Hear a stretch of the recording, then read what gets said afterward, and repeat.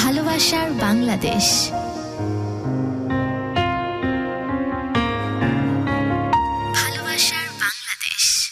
স্বাগতম dear listeners and viewers. Hello, আসসালামু আলাইকুম। কেমন আছেন আপনারা সবাই? আশা করি খুব ভালো আছেন, সুন্দর আছেন আর সুস্থ আছেন। This is me Shantu, just আপনার সাথে জয়েন করে ফেললাম ভালোবাসার বাংলাদেশে। আচ্ছা, এই মুহূর্তে স্টুডিওতে আমাদের সঙ্গে কিন্তু আজকের অতিথি জয়েন করে ফেলেছেন। একটু মাইক্রোফোনটা নিজের কাছে নেবেন। ঠিক আছে, বলুন। বিসমিল্লাহির রহমানির রহিম। যে যেখান থেকে আমাদের অনুষ্ঠানটি দেখছেন সবাই প্রতি দোয়া এবং ভালোবাসা থাকলো।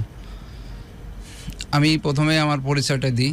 আমি মোহাম্মদ শামীম হোসেন। আমি যশোর বাগারপাড়া থেকে, যশোর বাগারপাড়া আমার বাসা। আমি 2005 সালে এসএসসি পরীক্ষা দিই। পরে বাংলাদেশ সেনাবাহিনীতে চাকরির জন্য বেশ ইন্টারেস্টেড ছিলাম, কিন্তু ফিজিক্যালি কিছু সমস্যার কারণে আমার সেই আশাটা পূরণ হয়নি। আমরা 3 ভাই, আমি সবার বড়, আমার ছোট 2 ভাই আছে। আমি পরে চিন্তা করলাম যে আমি দেশের বাইরে চলে যাব। তো সেক্ষেত্রে আমার নিয়ারেস্ট একটা খালাতো ভাই ছিল সিঙ্গাপুর, দীর্ঘদিন যাবৎ সে সিঙ্গাপুর থাকতো। তার সাথে পরামর্শ করে আমি সিঙ্গাপুর ট্রেনিং সেন্টারে ভর্তি হলাম। দীর্ঘ 4 মাস ট্রেনিং করার পর পরীক্ষার একটা সুযোগ আসলো, পরীক্ষা দিলাম, পাশও করলাম ইনশাল্লাহ। মানে ওই ভিসাটা কি কোনো স্পেসিফিক ভিসা ছিল যেটার জন্য ট্রেনিং করতে হয়েছে? হ্যাঁ, ওটা বিষয়ে কোনো সমস্যা ছিল না, পাসপোর্টের সমস্যা। না, মানে আপনি যে ট্রেনিংটা করেছেন সেটা কিসের উপরে ট্রেনিংটা? এটা আছে স্কিল ট্রেনিং সেন্টার, কনস্ট্রাকশনের উপরে স্কিল ট্রেনিং সেন্টার। হ্যাঁ, বুঝতে পেরেছি, বলুন। তারপর আমি 2010 সালের নভেম্বরের 7 তারিখে। আপনি একটু হেডফোনটা পরে নেন, তাহলে আমার কথাটা ক্লিয়ারলি শুনতে পাবেন। এটা হ্যাঁ, পরে এইভাবে মাথার উপরে। হ্যাঁ, ঠিক আছে। আমি 2010 সালের নভেম্বরের 7 তারিখে পরীক্ষা দিই। পরে রেজাল্ট আসে, ইনশাল্লাহ রেজাল্টটা সাকসেসফুল রেজাল্ট হয়। পরে 11 তারিখে আমার ভিসা চলে আসে, ফিঙ্গার কমপ্লিট হয়। বস এর সাথে আমি যে ট্রেনিং সেন্টারে ট্রেনিং করেছিলাম, এটা আছে ঢাকা ধামরাই একটা সেন্টার। তো সেখানে পা ওখানে রাখতে পারেন, আর একটু উপরে রাখেন পা, আপনার পাটা উপরে রাখেন, ওই যে উপরে একটা জায়গা, সমস্যা নেই। ঠিক আছে। এবার আমি পরে সেখান থেকে আমার ফ্লাইটের জন্য আমার একটা ডেট দেয়। দেওয়ার পর এর ভিতর আমাদের যে জিনিসটা আছে, আমার একটা ফ্রেন্ড আছে, ও আমার 2 ক্লাস নিচে পড়তো। তো তারপর 2 ক্লাস নিচে সিনিয়র জুনিয়র হলেও আমার সাথে তার খুবই একটা ভালো একটা বন্ধুত্ব। ও বাইরের ভিতর একা ছিল, ওর বাসায় রাতেও ঘুমোতাম, এক বালিশে 2 জন ঘুমোতাম। ওর নাম জাহিদ আনোয়ারের সাথে একসাথে আমরা অনেক মানে সবসময় আড্ডা দেওয়া হতো, এবং মনের দুজনের যত কথা আছে সবই বলা হতো। তো ও 2010 সালে ইন্টারমিডিয়েট পরীক্ষা দিল। দেওয়ার পরে আমাদের বসুন্ধরা থেকে এসএসসি আর সিংহে আদর্শ থেকে ডিগ্রি কলেজ থেকে ইন্টারমিডিয়েট পরীক্ষা দিল। দেওয়ার পরে ও করার জন্য, অনার্স করার জন্য আমাদের নড়াইল ভিক্টোরিয়া কলেজ থেকে ফর্ম তুললো। তো ও আমার আর একটা ফুফাতো ভাই আছে, ওরা 2 জন মিলে মাইক্রোফোনটা ঠিক করে দেন। 2 জন মিলে সে ফর্ম তুলতে গেল নড়াইল। তো নড়াইল যখন ফর্মগুলো বিতরণ করছিল, ওখানে একটা ম্যাডাম ছিল এবং ছেলে মেয়ে সব একসঙ্গেই ফর্ম বিতরণ করছিল। তো ওর ভিতর একটা মেয়ের নাম্বার আনছিল, রাতের বেলা আমাকে বললো, দোস্ত আমি একটা মেয়ের নাম্বার আনছি। তো আমার মনে হয় আমি তোর মুখ ঢাকা ছিল, তো দেখে আমার তো ভালো লাগলো, তোর হয়তো ভালো লাগতে পারে। আমি বললাম, দোস্ত আমি তো কয়দিন পরে সিঙ্গাপুর চলে যাব, তো আমি এই স্বল্প সময়ের ভিতর কারোর মনে আঘাত দিতে বা কষ্ট দিতে চাই না। তো বলছে, না টাইম পাস কর, তুইও একটু টেনশনের ভিতর আছিস, ফ্লাইটটা হবে। তা পরে যাই হোক নাম্বারটা নিলাম, নেওয়ার পর আমি ওই রাত সে সময় সম্ভবত রাত 9টা কি 9:30 বাজে, তো আমি ফোন দিলাম। সেটা জানুয়ারির 17 তারিখে 2011 সালের জানুয়ারি 17 তারিখে 8টা 8:30টার দিক। পরে ওই নাম্বার থেকে আর কল আসলো না, হয়তো ঘুমিয়ে গেছিল। পরে 7:15 কি 20 মিনিট এরকম হবে, পরের দিন সকালবেলা ওই নাম্বার থেকে কল ব্যাক আসলো। আসার পর আমি আমার যে কে আমাকে বলল যে কে বলছেন, আমি বললাম যে আমি শামীম বলছি। আমি আমার পরিচয়টা ঠিক আচ্ছা, দিলাম। রূপা তারা বলেছেন নাম্বার আনলো ওর জন্য, আপনাকে দিল কেন? ওনার জন্য আনে নাই, নাম্বার ওনার জন্যই এনেছে। মানে ওনার বন্ধুর যেহেতু বিদেশে যেতে বেশ খানিকটা সময় হাতে বাকি, ওই সময়টা যাতে টাইমটা পাস হয় সেটার জন্য ওনার বন্ধুকে নাম্বার দিবে, এটার জন্যই মূলত আনা। অনেকে জিজ্ঞেস করেছেন গুরু কোথায়, গুরু রাস্তায় আছে, চলে আসবে। হ্যাঁ বলেন। তারপরে আমি সকালবেলা যখন সে আমাকে বলল যে কে বলছেন, আমি আমার পরিচয়টা সম্পূর্ণই দিলাম। দেওয়ার পর আমাকে জিজ্ঞেস করলো যে আপনি নাম্বারটা কোথায় পেয়েছেন। তা আমি বললাম যে আন্তরিকভাবে দুঃখিত, আমি এই কথাটা আমি বলতে পারবেন, এই কথাটা আপনি হয়তো পরে শুনতে পারবেন, কিন্তু আমি এই মুহূর্তে বলতে চাচ্ছি না। তো সে বিষয়টা আছে, যখন একটা আননোন নাম্বার থেকে কল আসলো, কারণ এখন কিছু কথা হয়তো বলতে হয়, সেটা হয়তো এখন কোন দিকে যাবে সেটা জানি না। যে ওর কণ্ঠটা অনেক সুন্দর ছিল, ছোট ছোট কথা বলতো। তো আসলে আমি কি যেন একটা কণ্ঠের মায়ায় পড়ে গেলাম। যার পরে আমি কথা বললাম। সেই সময় বাংলা লিঙ্কে 25 পয়সা মিনিটে কথা বলা যেত। তো ওর ফোনে মনে হয় 2 টাকা ছিল, থাকার পর কেটে গেল। আমার ফোনে 4 টাকা ছিল। যাক, আমি 15-16 মিনিট কথা বলি। বলার পর আমি ওই মুহূর্তে আসলে আমি বাজারে চলে যাই। যার পর আসলে সে সময় বিকাশেও টাকা লোড দেওয়া যেত না, সেরকম ইয়ে ছিল না। যে আমি বাজারে চলে যাই, যার পর ফোনে টাকা ভরে কথা হয়। এখন এদিকে ফ্লাইটেরও দিন খুব এগিয়ে আসছে। তো আমি আমার দোস্তকে বললাম, দোস্ত কিছু অজানা জিনিস এভাবেই থেকে যাবে, চল দেখে আসি। তো মেবি সেদিন হয়তো বা মঙ্গলবার ছিল। তো মঙ্গলবারে আমি গেলাম, যে দূর থেকে দাঁড়ায় দেখলাম, আমি বললাম যে কোথায় আছো। তো ওদের নড়াইল রূপগঞ্জ শহরে ওদের রোডের পাশে একটা দোকানের সামনে দাঁড়ায় আছে। তা আমি দূর থেকে দেখতেছি একটা ভদ্র মহিলা এবং সাথে, তা আমি বুঝতে পারছি কনফার্ম হবেই। আমি আবার তারপর কনফার্ম হওয়ার জন্য আমি আবার ফোন দিলাম। তা বলছে না ঠিক আছে। তা আমি দূর থেকে বলতেছি পাশে কে এমনি। তা বলতেছে আমার আম্মু। তা আমি বলতেছি তুমি বয়ফ্রেন্ডের সাথে দেখা করতে আসছো, আম্মুকে সাথে করে নি। তারপর বাহ, স্মার্ট তো। তারপরে বললো না সমস্যা নেই, আম্মু আমার খুব কাছের। যাই হোক, কাছে গেলাম, যে আম্মুকে সালাম দিলাম।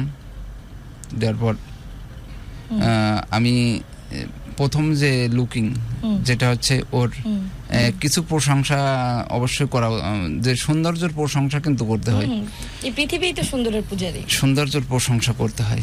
সেটা হচ্ছে আমি যখন ওকে দেখলাম, দেখার পর ওর তার মানে মুখটা ঢাকা ছিল, কিন্তু ওর স্কিনটা অনেক সুন্দর ছিল এবং পাটা, ওইটা দেখে বোঝা যায় যে একটা মানুষ আসলে সুন্দর। হ্যাঁ। তারপর তো আমি আমার আউটলুকিং দেখে আমার মনের থেকে যেন কেন জানি একটা ভালো লাগা সৃষ্টি হলো, ভালো লাগাটা শুরু হলো। এখানে কেউ ভুল বুঝবেন না, আগে তো দর্শনদারি, তারপর গুণ বিচারি, এটা সব ক্ষেত্রেই হয়। তারপর জি, তারপরে ঠান্ডা লাগছে না? আচ্ছা বলেন। এরপরে আমি ওকে বললাম, ওর নাম আছে নাসিমা খাতুন মুন্নি। তা আমি, এবং নামটাও অনেক সুন্দর, মিষ্টি মাখানো নাম।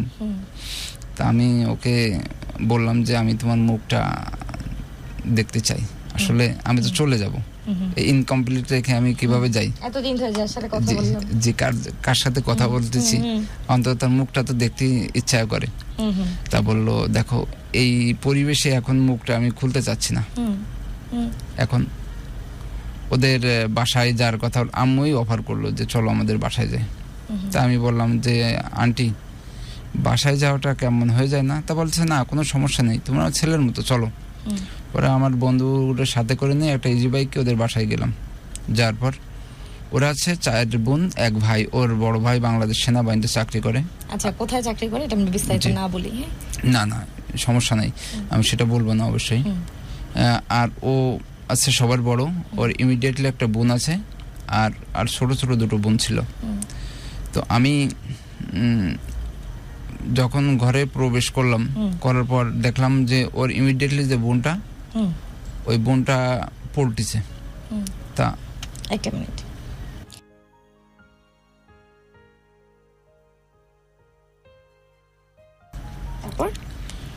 তখন ওর বোনটা দেখেও ভালো লাগলো, কিন্তু ওই ভালো লাগে না আসলে, দর্শক যেন ওইভাবে নেয় না যে ছোট বোনের মতো ভালো লাগা।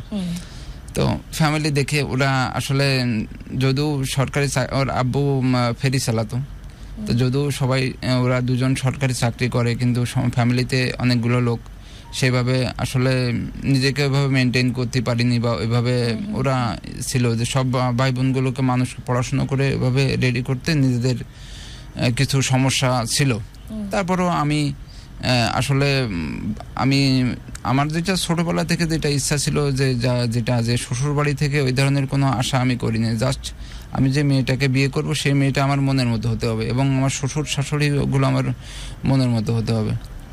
সেভাবে আমি যখন ওদের বাড়িতে যাওয়ার পরে আমার কিছু অপছন্দ হলেও কিছু পছন্দ হয়েছিল। ওর আম্মুটা অনেক ভালো ছিল, আর আমার বরাবরই ভালো, তার মানে আসলে কপালই ভালো, আমার শাশুড়িগুলো অনেক ভালো। এটা আমার ভাগ্যে এটাই ভালো। তো আমি যখন ওর আম্মুর সাথে কথা বলার পর আমার অনেক ভালো লাগলো, এবং ওর ফ্যামিলি ছোট 2 আছে। আর মেয়েটা আমার সাথে কথা বলেছিল না, অবশ্যই তার সাথে আমি কথা বলিনি। ছোট 2 বোন ছিল সেই সময়, ছোট 2টাকে অনেক ভালো লাগলো। তারপর বলুন। এরপরে আমি যখন ওর মুখ প্রথম লুকিংই দেখলাম, তখন আমার কিছুটা আপত্তি ছিল বা পছন্দ হয়েছিল। যেরকম হচ্ছে, যখন মুখের ফেসের সাথে কিছু জিনিস ছিল, যেরকম ওর দাঁত 2টো একটু উঁচা ছিল। আচ্ছা, সেই জন্য আপনার ভালো লাগেনি? সেই কারণে কিছুটা ইয়ে ছিল। পরে আমি বাসায় চলে আসলাম।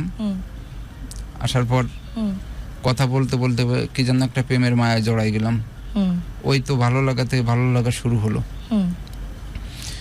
এরপরে আমার ফ্লাইটের ডেট চলে আসলো, আমার চলে যেতে হবে। চলে যাওয়ার আগের দিন বিকালবেলা আবার গেলাম, যে দেখা করে আসলাম, আম্মুর কাছে দোয়া নিয়ে আসলাম। আমি সেদিন ছিল 9 তারিখ ছিল, 9 তারিখ ভিতরে 10 তারিখ 11 তারিখে আমার ফ্লাইট হবে।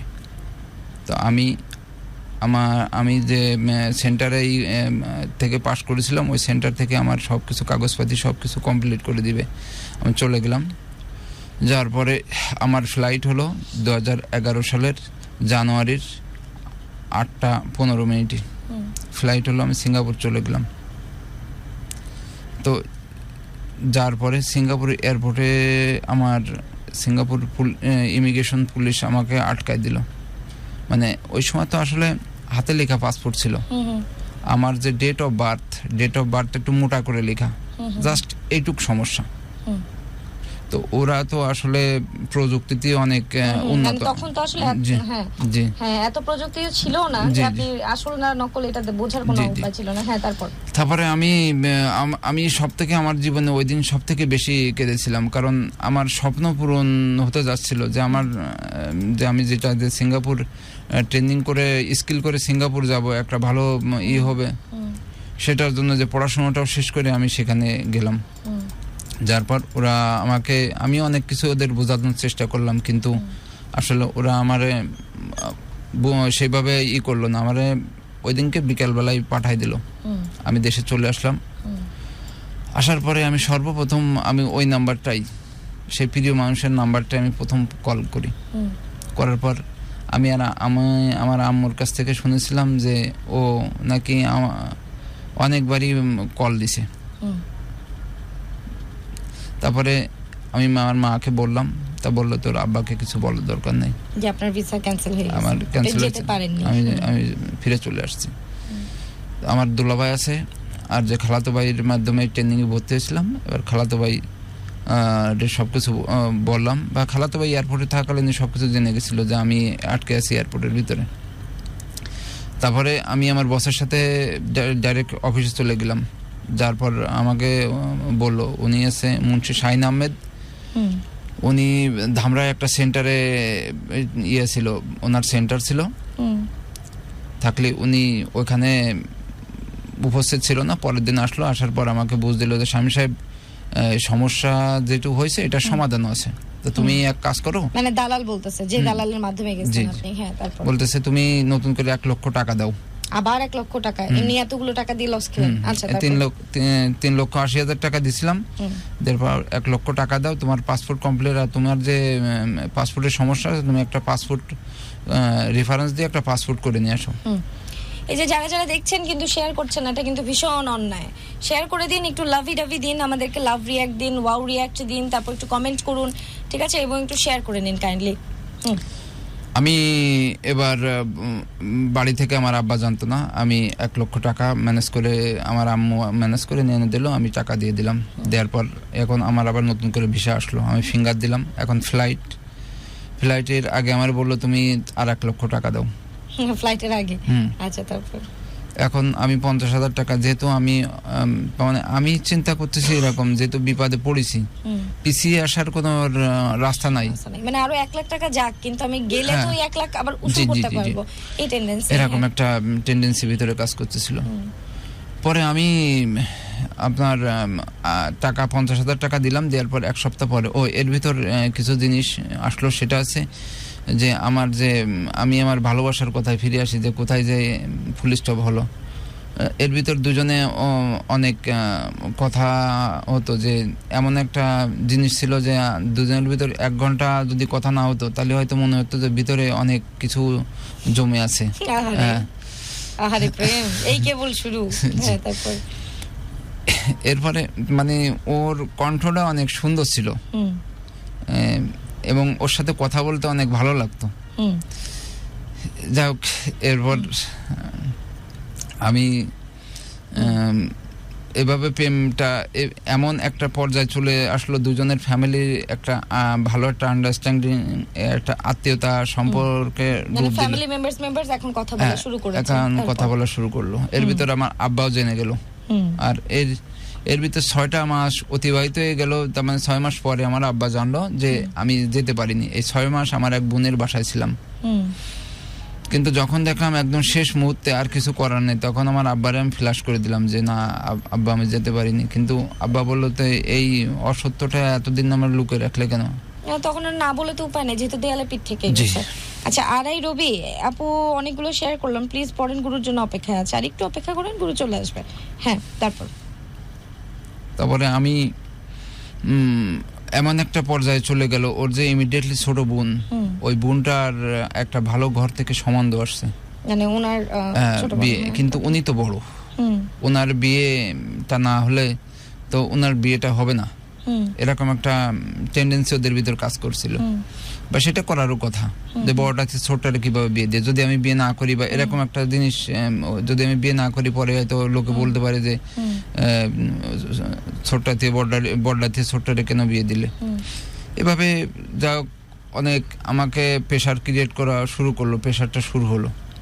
তা আমি ওর আম্মুকে বারে বারে বোঝানোর চেষ্টা করলাম যে দেখেন, আমি ওর আম্মুকে আম্মু বলা শুরু করলাম, জাম্মু আমার তো লাইফ এখন অনিশ্চয়তার ভিতরে, আমি একবার সিঙ্গাপুর থেকে রিটার্ন আসছি, এখন যেতে পারবো কিনা সেটা, আমার সেন্টারে আবার আমি টাকা জমা দিলাম, সেখানেও মার খেলাম, তাহলে আমি কিভাবে কি করব? তা এখন বললো, শোনো, আমার যদি একটা ছেলে থাকতো তাহলে আমি তো জিনিসগুলো এইভাবে হ্যান্ডেল করে নিতাম। আমাকে এবার কনভিন্স করার চেষ্টা করলো, নিজের একটা ছেলে থাকলো তো বেকার থাকুক আর যাই থাকুক, আমি তো ফেলে দিতাম না। জি, তো সেভাবে আমি ওকেও বললাম যে মুন্নি দেখো, আমি তোমাকে বিয়ে করবো, আমি কিন্তু একটা বেকার ছেলে, হয়তো প্রথম বিয়ে হওয়ার তোর হাজবেন্ড কি করে, কিছুই করে না, তোমার হয়তো বলবে যে তোমার হাজবেন্ড তো বেকার, তখন তোমার কাছে অনেকটা খারাপ লাগবে, তা আমি এই অবস্থায় আমি তোমাকে বিয়ে করতে পারবো না। তা যে কোনো দুজনের মত এক সিদ্ধান্ত হওয়ার পর ফ্যামিলির সিদ্ধান্তে আমাদের বিয়ে হলো। কিন্তু কিছু কথা এর ভিতর ছিল, যেটা হচ্ছে জাস্ট কাবিন হবে, এর ভিতর আমার একটা ফ্লাইট ফ্লাইট হবে হবে এরকম একটা ভাব ছিল। এখন আমাদের যে বিয়েটা গোপন থাকবে, মানে কি আমাদের জাস্ট যে কজন যাব কাবিন হবে, হওয়ার পর আমরা চলে আসবো ওরে ওখানে রেখে, এভাবে কথাবার্তা ছিল। কিন্তু ওইখানে আমাদের যাওয়ার পরে দেখলাম ওরা সম্পূর্ণ বিয়ের আয়োজন করে ফেলেছে। আচ্ছা, তখন আমরা মন খারাপই আসলে হওয়ারই কথা, মানে আমাদের তো কিছুই নিতে পারিনি। তারপর কি বউ নিয়ে আসছেন? বউ এক পর্যায়ে যায় বউ নিয়ে চলে আসতে হলো। কিন্তু আমি জীবনে আমার যে স্বপ্ন ছিল যে ধুমধাম করে বিয়ে করব, আমি যে একটা বেকার ছেলে, এখন এটা প্রমাণ হচ্ছে যে আমি একদম বেকার ছেলে। আমি যে ওরে বিয়ে করে আনলাম, ওরও তো মনের অনেক হিসাব কিতাব আছে, যে ভালো লাগা মন্দ লাগা থাকতে পারে, চাওয়া পাওয়া থাকতে পারে। হ্যাঁ, তখন আমাদের একটা জিনিস ছিল এটা, যে আমাদের যে আমরা যে গ্রামে থাকতাম, আমাদের যে রাস্তা ছিল, এখন অনেক সুন্দরভাবে আমাদের গ্রামে অনেক শিল্প প্রতিষ্ঠান হয়েছে, অনেক হয়েছে, কিন্তু সেই সময় আমাদের যে রাস্তায় প্রচুর কাদা হতো, এবং আমাদের গ্রামের বাড়িতে আমাদের বিদ্যুৎ ছিল না। সে আর ও শহরের মেয়ে, একটা সমস্যা। এই জন্য আমি বলেছিলাম যে আমি আবার সিঙ্গাপুর চলে যাই, যাওয়ার পর যে ইনকমপ্লিট কাজগুলো কমপ্লিট করে আমি তোমার বাড়িতে আনবো, এই কারণে আমি রাজি হতে চাচ্ছিলাম না। তারপরে আমি ওদের নিয়ে চলে আসলাম রাতের বেলায়, যখন আসলে আমি ওকে কি দেবো, আপনি তো তখন বেকার, আপনার হাতে তো কিছু নাই, আর আমি তো মুভমেন্টটা তো ইনকমপ্লিট মুভমেন্ট, যেটা হওয়ার কথা ছিল তার উল্টোটা। তখন আমি ওকে আসলে, আর ও জিনিসটা আছে মনে হয় যে বিগত দিনের যে কথা, ওই কথা মনে হচ্ছে যে ওর কিছুই মনে নেই। আচ্ছা আচ্ছা, ওর অ্যাটিটিউড মুভমেন্টে, আসসালামু আলাইকুম, ওর অ্যাটিটিউড মুভমেন্টে মনে হচ্ছে যে ও সব অতীত ভুলে গেছে। অতীত ভুলে গেছে মানে আপনাদের যে কনভারসেশন, যে কোনো বিপদে আপদে আমি পাশে থাকবো, ওই রকমটা নাই? না না। আচ্ছা, তারপর রাতের বেলা যখন বাসর ঘরে সে আসলো, আসার পর রাতে আমার সাথে সে কথাই বলেনি, মানে তার কোনো কিছুই পছন্দ হচ্ছে না, কিন্তু সে আমার অতীত, আমার সবকিছু জানে, যে আমি যে কোন সিচুয়েশনের ভিতর দিয়ে তারে আমি ঘরে আনলাম, বা তারা বিয়ে নাও করতে পারতাম, এরকম একটা সিচুয়েশনের ভিতর যেতে পারতাম, কিন্তু আমি আমার ভালোবাসার পরিচয় দেওয়ার জন্য, যে আমি ব্যর্থ না সেটা প্রমাণ করার জন্য, ভালোবাসার মূল্য দেওয়ার জন্য আমি তাকে নিয়ে আসলাম। হ্যাঁ, ঠিক আছে। তারপর এরপরে ও আসলে বোনের ভিতর সবাই বড় ছিল, তো অনেক আদরের ছিল। থাকার পরে ও দ্বিতীয় দিন ওর ভাই আসলো, ওর ভাই এসে ওর দেখতে আসলো, আসার পর দেখে চলে গেল। ওরা একটা বন্ধু আছে, দুজনে একসাথে আসছিল। দ্বিতীয় দিন আমাদের যাওয়ার কথা, আমাদের শুক্রবারে বিয়ে হয়েছিল, 2011 সালের জুনের 30 তারিখে বিয়ে হয়েছিল, শুক্রবার ছিল, শনিবার রবিবার দিন আমরা যাব। তো আমার কিছু ইনকমপ্লিট কাজ ছিল, সেটা আমার শার্টগুলো এগুলো আয়রন করার জন্য বাজারে নেব, আর ওর কিছু কাজ আমি দিয়ে গেলাম যে তুমি এই কাজগুলো তোমার লাগেজটা কমপ্লিট করে ফেলো, আর আমার কিছু কাজ আছে এটাও কমপ্লিট করো। আমি বাজার থেকে সেরে এসে আমি ওনার বলেছিলাম যে আমার জুতাটা পরিষ্কার করে রেখে দিও। উনি এসে আমাকে প্রথমে বললো, তোমার জুতা আমি কেন পরিষ্কার করব? আচ্ছা, আমি ওকে নিয়ে যে স্বপ্ন দেখেছিলাম, সেই স্বপ্ন দেখেছিলেন আমি সব কাজ করে দিই আপনার বউ, মানে যেটা আসলে করে ওয়াইফরা, তাই না? যেটা আমার স্বপ্ন দেখেছিলাম এটা, যে আমি ওকে, মানে আমি তো বড়, আমার ফ্যামিলি, আমার মা বাপ, এই জিনিসটা যে আমি ওর মনের মতো করে পাইছি, এটা আমার, মানে আমার যে ইনকমপ্লিট গুলো, মানুষের জীবনে কিছু ইনকমপ্লিট থাকে, ইনকমপ্লিট গুলো ও পরিপূর্ণতা করে দেবে, আমি এটাই চেয়েছিলাম। কিন্তু ওর একটা কথাই মনে হলো যে আমার সব স্বপ্ন এখানে এসে থমকে গেল। তারপরে আমি আসলে ওই দিন আমার মনটা খারাপ, অনেকটাই খারাপ হয়ে গেল, যে আসলে কি চেয়েছিলাম আর কি হলো। তারপরে দুজন চলে গেলাম, যাওয়ার পর আমি ওদের বাসায় যে পৌঁছানোর পর একটা কথা, যেটা হচ্ছে যে কিছু আত্মীয় স্বজন, ওদের আশেপাশের কিছু লোকজন আসলো, এসে বললো যে মেয়ে তো বিয়ে দিয়েছে, জামাই কি করে? আমি কিন্তু শুনতেছি তো জামাই কিছু করে না, কিন্তু আমি তখন শুনতেছি যে বলতে, জামাই তো বেকার ছেলের সাথে মেয়ে বিয়ে দিছো কেন? কিন্তু আমি তো এটা নিতে চেয়েছিলাম না। আমি যেটা চেয়েছিলাম যে আমি এস্টাবলিশড হই তারপরে বিয়ে করব, কিন্তু ওদের কিছু ভুলের কারণে আজকে আমার এই সিচুয়েশনের ভিতর আমি চলে গেলাম। আচ্ছা হ্যাঁ, তারপরে আমি ওইখানে 2-3 দিন থাকলাম, থাকার পর চলে আসলাম। ও দ্বিতীয় দিন একটা ঘটনা ঘটলো, সেটা আছে হয়তো সে যোগ করে করতে পারে। সকালবেলা নাস্তা নিয়ে আসছে, নিয়ে আসার পর আমি বলছি যে ও বলতেছে যে সীমাই কোথায় রাখবো। তা আমি বললাম কি যে সীমায় কোথাও জায়গা যদি না পাও তা আমার বুক রয়েছে, তো বুকের পরে রাখো। যে একটা বাটিতে সীমাই ছিল, সম্পূর্ণ ঢেলে আমার বুকের পরে দিয়ে দিলাম। পরে ওর আম্মুরে ডেকে দেখালাম, দেখেন আপনার মেয়ে কি করেছে। তোকে দুইজনের তো তোরা যা পারবি তাই করবি, আমার কি জানি রাখলি এর ভিতর। আচ্ছা ঠিক আছে, তাহলে ওটা ফান ছিল, জাস্ট ফান হোক আর যা হোক। এভাবে বিয়ের 1 সপ্তাহ পূর্ণ হলো। হওয়ার পর একটা নিউজ আসলো যে আমার যে বস, ওই সময় কি তখনই রান্না করে নামানো হয়েছে? ওই সময় ঠান্ডা ছিল কিছুটা, তাহলে ফান ছিল। তারপর এবার আমি যে সেন্টারে টাকা জমা দিয়েছিলাম, যে আবার ফ্লাইট করবে বলে টাকা নিয়েছিল, এবার শুনতে পারলাম সেন্টারটা বন্ধ হয়ে গেছে। আমি, আমার এক চাচা আছে যশোর মাস্টার, যশোর একটা স্কুলে মাস্টারি করে, ওনার বাসায় আমরা বেড়াতে গেছিলাম, উনি আর আমি নিউজটা শুনলাম, সাথে সাথে বাসায় চলে আসলাম, আর সে ঢাকা চলে গেলাম। যার পর আমার সাথে আরও অনেক ছাত্র ছিল, সেই বিল্ডিংয়ের যে দেওয়ালটা ছিল, দেওয়ালটা ভেঙে আমার সবার পাসপোর্ট উদ্ধার করলাম। দালাল ততদিনে টাকা নিয়ে ভাগছে। হ্যাঁ, সে প্রায় 2 কোটি টাকা নিয়ে ভেঙে গেছে। মুন্সি শাহিন আহমেদ, তার বাড়ি কুষ্টিয়া ভেড়ামারা। আপনার কত টাকা ছিল? আমার এভারেজে 6 লাখ। ওকে, সিঙ্গাপুর যাওয়ার জন্য নাকি? ওকে, তারপর এরপরে আমি আছে ওখান থেকে পাসপোর্টটা নিয়ে চলে আসলাম। আমার যে স্যার ছিল, আমাকে যে ট্রেনিং করাতো, উনি ইকবাল স্যার, অনেক ভালো মনের মানুষ। উনি আমাকে বললো কি যে শামীম, তোমার বিষয়ে তো সব কিছু আমি জানি, তা তুমি এক কাজ করো, তুমি পাসপোর্টটা আমার কাছে, ফটোকপিটা আমার কাছে দিয়ে যাও। আমি সিঙ্গাপুর যদি এরকম কোনো পরিবেশ পাই যে আছে সিঙ্গাপুর, তুমি কিছু টাকা এখান থেকে দেবা, আর সিঙ্গাপুর যাওয়ার পরে বাদবাকি টাকা যদি ম্যানেজ করতে পারো, তাহলে সেভাবে যদি আমি কিছু করতে পারি তোমার জন্য করবো, তো তুমি পাসপোর্টের ফটোকপিটা আমার কাছে রেখে যাও। পরে স্যার আমাকে একদিন ফোন করে বললো যে এরকম একটা পরিবেশ পাওয়া গেছে, তা তুমি কি যেতে চাও? স্যার, যদি 1 লাখ টাকা দিয়ে যদি যা যায় তাহলে যাবো, যদি এরকম একটা সুযোগ আমার জন্য অপরচুনিটি তৈরি হয় তাহলে যাবো। তো সেক্ষেত্রে আমি আছে বলার পর 1 সপ্তাহ পর ভিসা দিয়ে দিল, চলে 1 সপ্তাহ পর ভিসা চলে আসলো।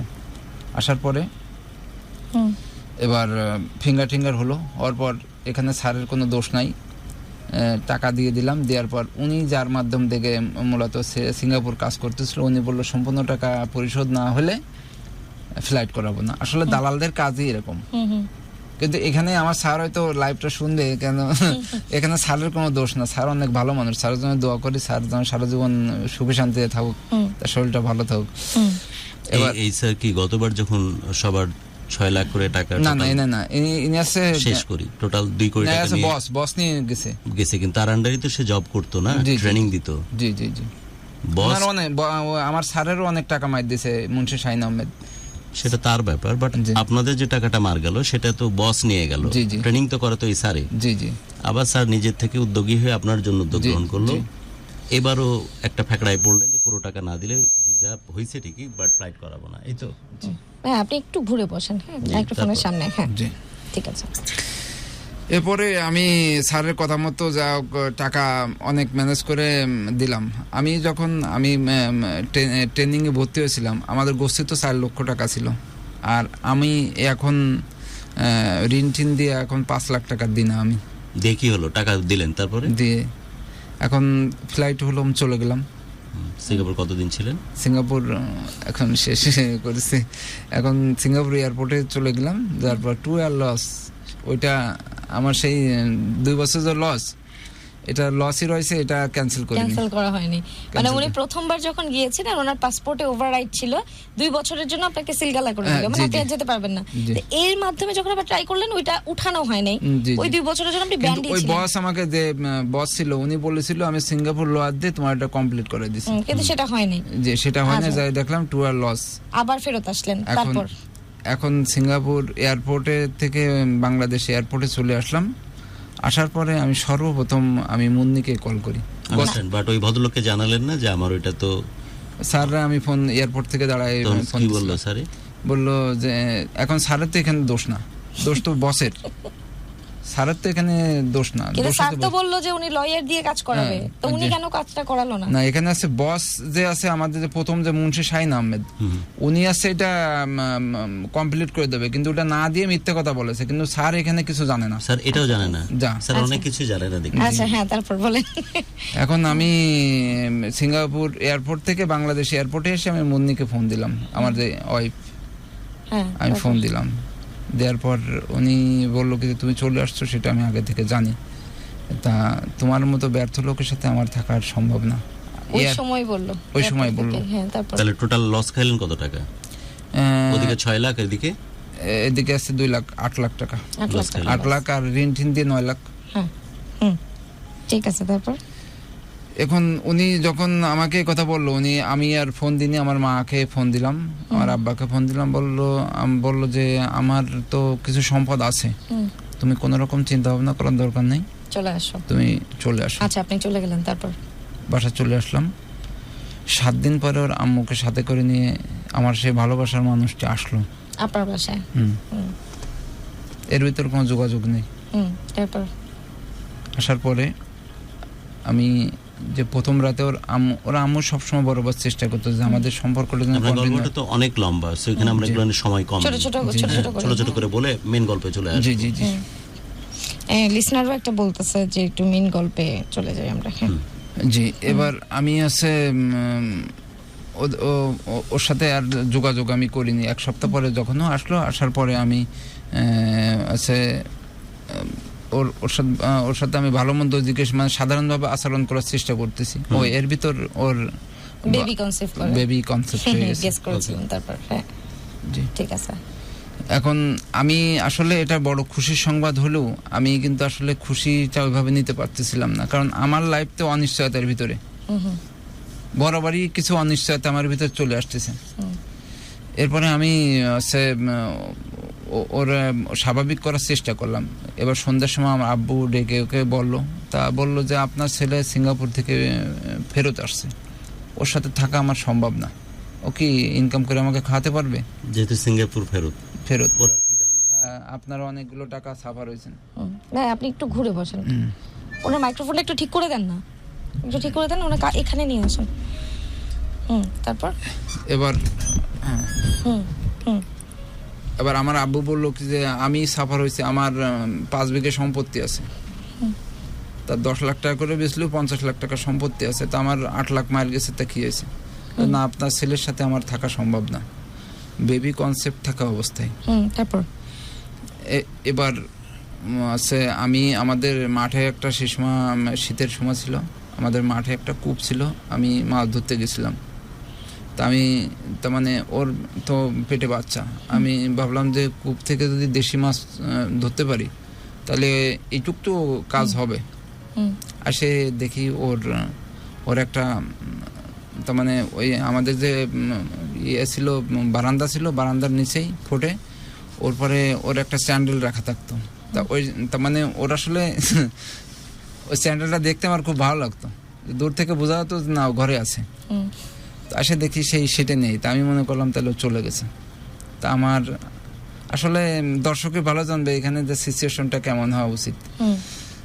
আমি আসে তারপরে মারে বললাম কি মুন্নিকে চলে গেছে, বলছে হ্যাঁ চলে গেছে, সব কিছু নিয়েও চলে গেছে। তখন আমি আর ওর সাথে আর যোগাযোগ করলাম না। 1 সপ্তাহ পরে ওর আম্মু আমাকে ফোন দিয়ে নিয়ে চলে গেল যে তুমি আসো। কিছু নমনীয় হলো, এর ভিতর ঈদ চলে আসলো, কিন্তু ও বরাবরই অসুস্থ থাকতো, বিয়ের আগেও অসুস্থ ছিল, কিন্তু অসুস্থ থাকা অবস্থায় ওর মা বা কেউ বলেনি যে অসুস্থ ছিল, সেভাবে বিয়ে দিছে, এবং বিয়ের পরে আর প্রচুর পরিমাণে অসুস্থ।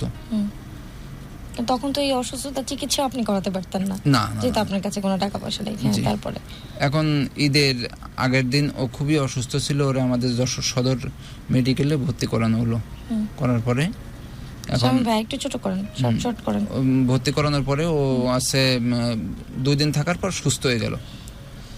এরপরে আছে আমি আমার একটা চাকরির জন্য আমার একটা বোনা আছে, বললো যে তুমি বেকার আর কতদিন থাকবা, তুমি একটা গার্মেন্টসের চাকরি যাও। জি। তা ও আমাকে কখনোই বলতো না যে তুমি এটা করো ওটা করো, বা আমাকে কোনো উৎসাহ দিত না। আমি চাকরি করতে যাব, তা বলতো তুমি 3650 টাকা বেতনে চাকরি দেবা, কি খাবা তুমি আর কি কয় টাকা পাঠাবা। মানে আমার যতটুকানি আমি ইন্টারেস্টেড হচ্ছি তার থেকে ওর কথায় আমি ফেরত আসতেছি বেশি। এবার আমি চলে গেলাম, যার পরে বললাম যা হোক কিছু তো হবে, অন্তত ওর সামনে থেকে একটু দূরে থাকতে পারলে তো কিছু ভালো লাগবে। এবার ও আছে আমাদের এবার সম্পর্ক ছিল 2 বছর। 2 বছরের ভিতর মাসখানিক আমাদের বাড়ি ছিল, আর বাদ বাকি একটু ওর বাবার বাড়িতেই ছিল। এবার আমি এখানে যাওয়ার পরে এবার ফোনেই মানে দুজনের সাথে গ্যামজাম বাধ্য ফোনে। আর আমাদের গ্রামের ভিতর যে সমস্যাগুলো ছিল সেটা হচ্ছে আমাদের বাড়িতে বিদ্যুৎ ছিল না, আর আমাদের টয়লেট বাথরুমটা একটু দূরে ছিল। এই কারণে কিছু সমস্যা আমিও বুঝতাম যে কিছু সমস্যা হচ্ছে, এই জন্য ওকে চাপ ক্রিয়েট করতাম না। কিন্তু আমাকে যে জিনিসটা হচ্ছে যে ভালোবাসার একটা জিনিস, স্বামী স্ত্রীর একটা সম্পর্ক, একটা মধুর একটা সম্পর্ক, সেটা আমি বিয়ের আগে যতটুকু ভালো সম্পর্ক কাটাইছি, কিন্তু 2 বছরের ভিতর একটা সপ্তাহ যে একটা গুরুত্বপূর্ণ সময় যাচ্ছে যে এটার কথা মনে করব, সেটা দিন হয়নি। এখন আমি ওইভাবে 1.5 মাস চাকরি করলাম, করার পরে আমার যে স্যার ইকবাল স্যার আমার পিছনের বার যে ফ্লাইট করাইছিল, আমারে বললো কি স্বামী ভাই তাহলে আপনি করেন ওই আবার বিদেশে না, বিদেশ না, আমি আপনাকে একটা চাকরি দিই, আপনি ট্রেনিং সেন্টার ট্রেনিং মাস্টার হিসেবে যোগদান করেন। আপনার আমি কিছু করতে পারি, যদি এটুকু কিছু করতে পারি তাহলে হয়তো কিছু হবে, তবে এখানে গেলে আপনার লাইফটা সেটেল করতে পারবেন আপনি, এটুকু মানি বা এটুকু বুঝি আমরা। স্যারও চাকরি করতে সে সময় রানিং চাকরি। আমি গেলাম, যার পর সব স্যারদের সাথে পরিচয় হলো। আমাদের একটা স্যার ছিল আমির স্যার, অনেক আমাদের ট্রেনিং যে ম্যানেজার, অনেক ভালো মানুষ। উনি ওনার ট্রেনিং অ্যাটিটিউড দেখে আমি তার মানে স্যার ক্লাস করলে আমি দাঁড়ায় দেখতাম যে স্যার কীরকম করতেন। মানে একটা ছাত্র থেকে স্যার হওয়া কিন্তু একটা কঠিন একটা বিষয়। আর এখানে ট্রেনিং সেন্টারে শশ ছেলে পেলে ওখানে দাঁড়ায় লেকচার দেওয়া একটা কঠিন একটা বিষয়। এরপরে আমি ওখানে চাকরি করার পরে এবার যখন আমি শুনলাম যে চাকরি করব, আমার ভিতরে একটা এম আসলো, সেটা হচ্ছে আমার যে ইমিডিয়েটলি যে ছোট ভাই ছিল ও হাফেজি পড়তো, হাফেজি পড়াও ছাড়ান দিছে, এখন পড়বে না। আমি চিন্তা করলাম যে ওরে আমি যেহেতু জাতি পারিনি ওই জায়গাটা ওরে নেব, আমি ওর সেন্টারে নিয়ে চলে গেলাম, কিন্তু ও যাবে না। অনেক বুঝাই শুনে আমার বাপও রাজি না। আপনি কি ট্রেনার হলেন ওখানে? জি। ওকে, তারপর যার পরে আমি বেতন কেমন? বেতন 15,000 টাকা বেতন দিল, খাওয়া দাওয়া কোম্পানির, আউট ইনকাম আছে। এই স্যার কি ব্যবস্থা করে দিল? জি, স্যারটা আসলে এখানে প্রাইভেট, ওখানে প্রাইভেট পড়ানোর সুযোগ আছে, বা ছেলেদের ভর্তি করলে কমিশনের একটা ব্যাপার আছে। এখন ইনকাম মোটামুটি বেশ ভালো, বেশ ভালো। এজন্যই স্যারের প্রতি আপনি অনেক কৃতজ্ঞ। না, আমি স্যাটিসফাইড, আসলেই স্যাটিসফাইড যে স্যারটা ভালো। ওকে, তারপর এরপরে আমি আছে ওখানে ভাইটারে ভর্তি করলাম। আমার প্রথম মাসের স্যালারি দিয়ে আমি ভাইটারে ভর্তি করে দিলাম। 1.5 মাস পরে আমার স্যালারিটা দিল, দেওয়ার পর ভর্তি করে দিলাম। দেওয়ার পর আমার ভাইটা ইংলিশে অনেক দুর্বল ছিল, তোমার কাছে হাফেজি পড়তো। ওকে, আরেকদিন ওর গল্প শুনবো। জি জি। আপনি তারপরে মোটামুটি কতদিন চাকরি করলেন, নাকি করতেছেন এখন? না, এখন ওই আমি যে করলাম ওরে আছে টোটাল খরচ হয়েছিল 7 লাখ টাকা। আমি 50% টাকা আমি নিজে বিয়ার করলাম, আর বাড়ি থেকে 50% টাকা চাকরি করে জি বিয়ার করলেন। Very good. আর বাড়ির খবর, ওই যে এখন যে চাকরি করতেছেন, সো বউ কি বলতেছে এখন ও আমি যে কি করি কি না করি, মানে ও আমি সামনের দিনগুলো সুন্দর হোক ওটা নেই, মানে আমার সাথে ওর কোনো সম্পর্ক নেই। ওই সময় তো আপনি ভালো আর্ন করতেছেন, তাহলে বউকে নিয়ে আসতে পারতেন না। ওই যে প্রিভিয়াস দিনে যে আমার প্রতি নেগলেন্সি ছিল, এটা আপনি মানতে পারেননি। সো এখন যেহেতু আপনি ভালো আছেন, ওকে আনার আর প্রয়োজনীয়তা আপনি দেখতেছেন না। ওটা না। তাহলে ওটা হচ্ছে এই, ও যে পূর্বকালীন দিনে আমাকে যে অবহেলা করেছে, অবহেলার দৃষ্টি ও সরাতে পারিনি। আচ্ছা, মানে আপনার প্রতি যখন ইনকাম করতেছেন এখনো ব্যবহার ঠিক হয়নি? না। সে ইনকাম করে কি তাকে দিতেন? হ্যাঁ জি, ও যা চাইতো আমি তাই দিতাম। তারপরও আপনার প্রতি সেই মহব্বতটা আসেনি? আমি যদি তাকে ফোন করে বলতাম যে তুমি আমার আম্মু আব্বুর সাথে কথা বলো, তোমার তো দায়িত্ব আছে, আমার মা বাপ মানে আগের টোনে আগের বিহেভি করতো আপনার সাথে। তোর আপনি আম্মু ঢাকা নিয়ে আসলেন কি না কেন বলতো তাকে? তোর তোর আম্মু আব্বুর সাথে তুই কথা বলবি, আমার কি দরকার আছে? তাদের দরকার থেকে তারা ফোন দেবে। ব্যবহারের প্যাটার্ন এরকম ছিল। জি জি, এরকম ব্যাপারটা। তারপর কি হলো, ফাইনালি সিদ্ধান্ত কি নিলেন? ফাইনাল সিদ্ধান্ত এখন ওইভাবে চলতে থাকলো। এখন এর ভিতর বেবি হবে, এরকম একটা পর্যায়ে চলে আসলো। আমার আপনি ভাই 1 মিনিটে এই প্রসঙ্গটা শেষ করবেন যে ওনার সাথে সম্পর্কটা কি পর্যায়ে আছে, 1 মিনিটে বলেন। ওই যে যার কথা বলছেন। জি 1 মিনিট একদম ঝুলন্ত অবস্থায়। আচ্ছা, এখন আমি আপনাকে ইজি করে দিই। জি আপনার যেহেতু এখন ইনকাম ভালো হয়েছে, জি। তাহলে আপনার বেবিও চলে আসতেছে, জি। আপনি ওয়াইফকে কি করলেন? ঢাকায় নিয়ে আসলেন? ঢাকায় বাচ্চা হওয়ার পরে নিয়ে আসছিলাম। ঢাকায় বাচ্চা হওয়ার জি, পরে ওই অবস্থায় যে তোরা টেক কেয়ার কিভাবে করবে, এই জন্য আমি পরে নিয়ে আসলেন, যে সংসার করতেন এখানে। জি। কতদিন সংসার করছেন? 1 মাস। তারপর কি হলো? আবার পাঠাই দিলাম। মোট কথা কোনোভাবেই থাকবে না আপনার না। কাছে। কি সিদ্ধান্ত নিল মেয়েটি? এখন সিদ্ধান্ত যখন আমি 1 মাস গেলাম, ওই যে বাড়িতে আমরা ভাড়া থাকতাম, ওই বাড়িওয়ালার ভাই আছে আমার ছাত্র, ওখানে একটা তাহলে আপনার একটা সুনামের ব্যাপার আছে। জি, হ্যাঁ, এখন মানলাম। শুধু ক্যারিয়ারটা ওখানে নষ্ট হওয়া শুরু হলো। Understand? আমি ওই মেয়েকে নিয়ে বেশিক্ষণ গল্পটা প্রলং করতে চাচ্ছি না। জি। আমার মনে হচ্ছে আরো কিছু গল্প হয়তো আপনার আছে। জি, জি, জি, জি। পরে সিদ্ধান্তটা কি নিল মেয়েটি? মেয়েটি সিদ্ধান্ত নিলে আমার সাথে কোন রকম সংসার করবে না তো আগে থেকেই বলতেছে। ফাইনালি কি সিদ্ধান্ত হয়ে গেল আলাদা হওয়ার? বাচ্চা, হ্যাঁ, বাচ্চাটা যখন হবে, মানে এই অবস্থায় ওরা সিজার করে আমার 3 ঘন্টা পরে আমাকে নিউজ দিয়েছে যে তোমার একটা ছেলে হয়েছে। ওকে। এর আগে আমাকে কোনো নিউজ টিউজ দেয়নি, কোনো কিছু করিনি। তারপরে আমি আসলাম, আসার পর হসপিটালে যে খরচটা আমি দিলাম, ওর একটা ছেলে হয়েছে, তারপরে একটা ফোন গিফট করলাম। ফোন গিফট করে বিকালবেলা গেলাম, যাওয়ার পর গ্যামজাম প্রচুর হসপিটালে। এবার কি গঞ্জাম? আমি ও বলতেছে যে তোমার ছেলে তোমার মতো কালা হয়েছে। এটা কি ধরনের কথা? আচ্ছা, ঠিক আছে। যেদিন বেবি হয়েছে সেদিনই? জি, ওই বেড রেস্টে থেকে তাই গঞ্জাম? কি ভাষায় বলতেছে একটু শুনি তো। শুনি, বলেন কিভাবে বলতেছে। তোর ছেলে তোর মতো হয়েছে কালো।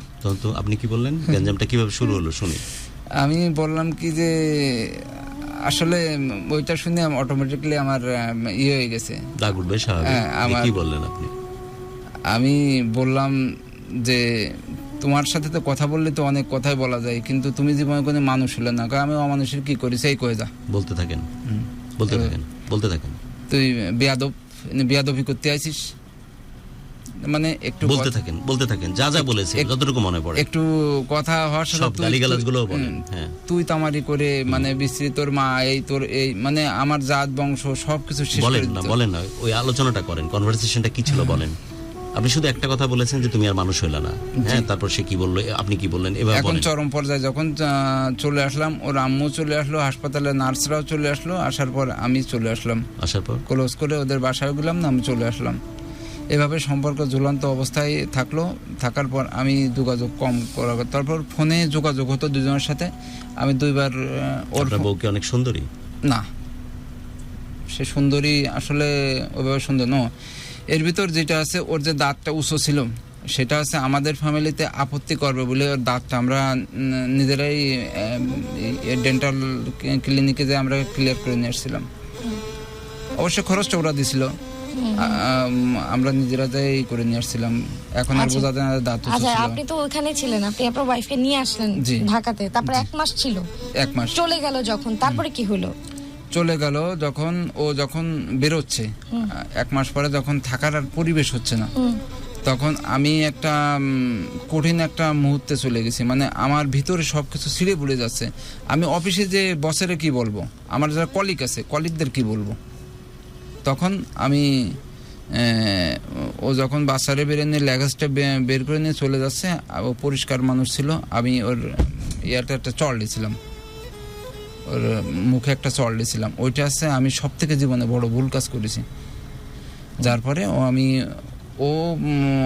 তার মানে যখন আমাদের ঘাট পার হচ্ছে, মা ঘাট পার হচ্ছে, তখন ও নিজে খানিকটা করেছিল যে আসলে আমারও চলে আসাটা মনে হয় ঠিক হচ্ছে না। আমার আবার ফোন করে বললো, তাই আমি বললাম কি, তুমি এক কাজ করো, যেটা যা হয়েছে তুমি আমাদের বাসায় চলে যাও। কারণ আমি তো সিচুয়েশনটা বুঝতেছি, যখন ওই পরিবেশ দেখার পর মানুষ বলবে যে আসলে কি হয়তো ওর পর অনেক টর্চারিং করেছে। ও চড় মারছিলেন, চড়ে দাগ গালে বসা ছিল, জি, এরকম? জি, জি। মানে গায়ের রং একটু ফর্সা, তাই?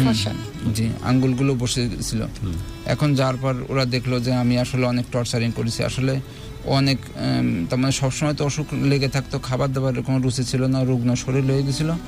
ওরা মনে করলো যে নাকি আমি মনে হয় টর্চারিং কি করেছি। ধরনের রোগ ছিল? মানে আইবিএস ধরনের, যে ঘন ঘন পাতলা পায়খানা হয় এরকম, না। নাকি থাইরয়েড টাইপ? থাইরয়েড ছিল। আচ্ছা, এই রোগীগুলো অনেকটা হয় কি একটু খিটখিটে মেজাজের হয়ে যায় অসুখের কারণেও। এমনি চারিত্রিক প্রবলেম তো থাকেই কিছু, যারা বাই ইনহেরিটেড এরকম হয়, আর তারপরে এসব রোগ থাকলে আর একটু খিটখিটে মেজাজের হয়ে যায়। এর জন্য রোগের কথাটা জিজ্ঞেস করলাম। ওকে, এখন কি সম্পর্ক আপনার সাথে, কি পর্যায়ে আছে এখন, কি বর্তমান এখন আছে নাকি নাই? না, নেই। কতদিন হলো আপনাদের ডিভোর্স হওয়া? 2016 সালে ডিভোর্স, 2014-তে আমি ডিভোর্সের প্রথম না, প্রথমে দ্বিতীয় বলা লাগবে না, কত সালে কার্যকরী হয়? কার্যকরী 16-তে হয়। 16তে ডিভোর্স কার্যকরী হয়, আজ হচ্ছে 24, 8 বছর। বাচ্চার বয়স কত এখন? 7? 2012 সালে জন্ম, তাহলে 12 সালে? আমার আইমানের সমান একদম। জি। ওকে, সো 12 কত? আচ্ছা, জুনের 29 তারিখ। আর আমার বাচ্চার একটাই বাচ্চা, ওর বয়স জুলাইয়ের 9 তারিখ। মানে অলমোস্ট আমার বাচ্চা আপনার বাচ্চার সমান, অলমোস্ট, মানে কি 1 মাসের বড় শুধু। জুনের কত তারিখ বললেন? জুনের 29 তারিখ। 29 তারিখ। তার মানে মাত্র 8 দিনের কম ছোট বড় এরা। বাচ্চা কোথায় আছে এখন? এখন বাচ্চাটা একটা মাদ্রাসায় পড়ে। ও এর ভিতর ওর হচ্ছে বাচ্চা কেমন আছে? বাচ্চা আলহামদুলিল্লাহ, আমি সবসময় যোগাযোগ করার চেষ্টা করি। কতদিন পর পর? আসলে ওরা, আমার বাচ্চাটা একটা মাদ্রাসায় পড়ে, ওই ওর নানিরা ফোন দিলে ফোন রিসিভ করে না, আমাদের সাথে ফোন দিয়ে রিসিভ করে। আর ছেলেটা বাড়ি আসলে নানিদের কাছে কেন, মায়ের কাছে নাই কেন? মার বিয়ে হয়ে গেছে। কতদিন পর বিয়ে করেছে আপনার সাথে ডিভোর্সের? বিয়ে তার মানে উনি, আমি আসছে ডিভোর্স দিয়েছি 16ই, লাস্ট কার্যকরী হয়েছে 16ই, না সরি, এখানে একটা মিসিং থেকে যাবে, নাহলে সমস্যা আসতে পারে। শুধু টাইমটা বলেন। 14 সালে আমি প্রথম ডিভোর্সটা হয়, আর লাস্টে ওইটা কার্যকরী হয় 16তে। সেটাই তো বলেছেন আপনি, একই তো কথা। 14তে হয়। সো বিয়ে করলো কোন সময়? বিয়ে করেছে 2022-এ বিয়ে করছে। বেশি দিন আগে না? না, 2022-এ। ততক্ষণ পর্যন্ত মায়ের কাছেই থাকতো বাচ্চা? মায়ের কাছে থাকতো। 22-এ যখন বিয়ে করলো তখন সংসারে সে বাচ্চাকে আর নেয়নি। তা কার কাছে রাখলো? নানা নেই, মানে থাকে ওই ভদ্রমহিলার বাবা মার কাছে বাচ্চাকে রেখে দিল, দিয়ে সে সংসার করতে চলে গেল নতুন মানুষের সাথে, বাচ্চা থাকলো ওখানে। আপনার এসব নিয়ে কি মামলা মোকদ্দমা কিছু হয়েছে? কে করছে মামলাও করেছিল? মানে আমি প্রথমে শুনানি পাঠাইছিলাম। খোরপোশের মামলা? জি, নারী নির্যাতন মামলা 3টে মামলা দিছিল। কি মামলা?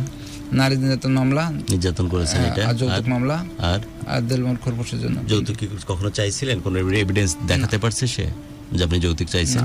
তবে একটা জিনিস, 20,000 টাকা দিছিল পিছনে ফ্লাইট হওয়ার সময়, ওর আম্মু 20,000 টাকা দিছিল। এটা আপোষে দিয়েছে বলে আপনার ধারণা বা বক্তব্য?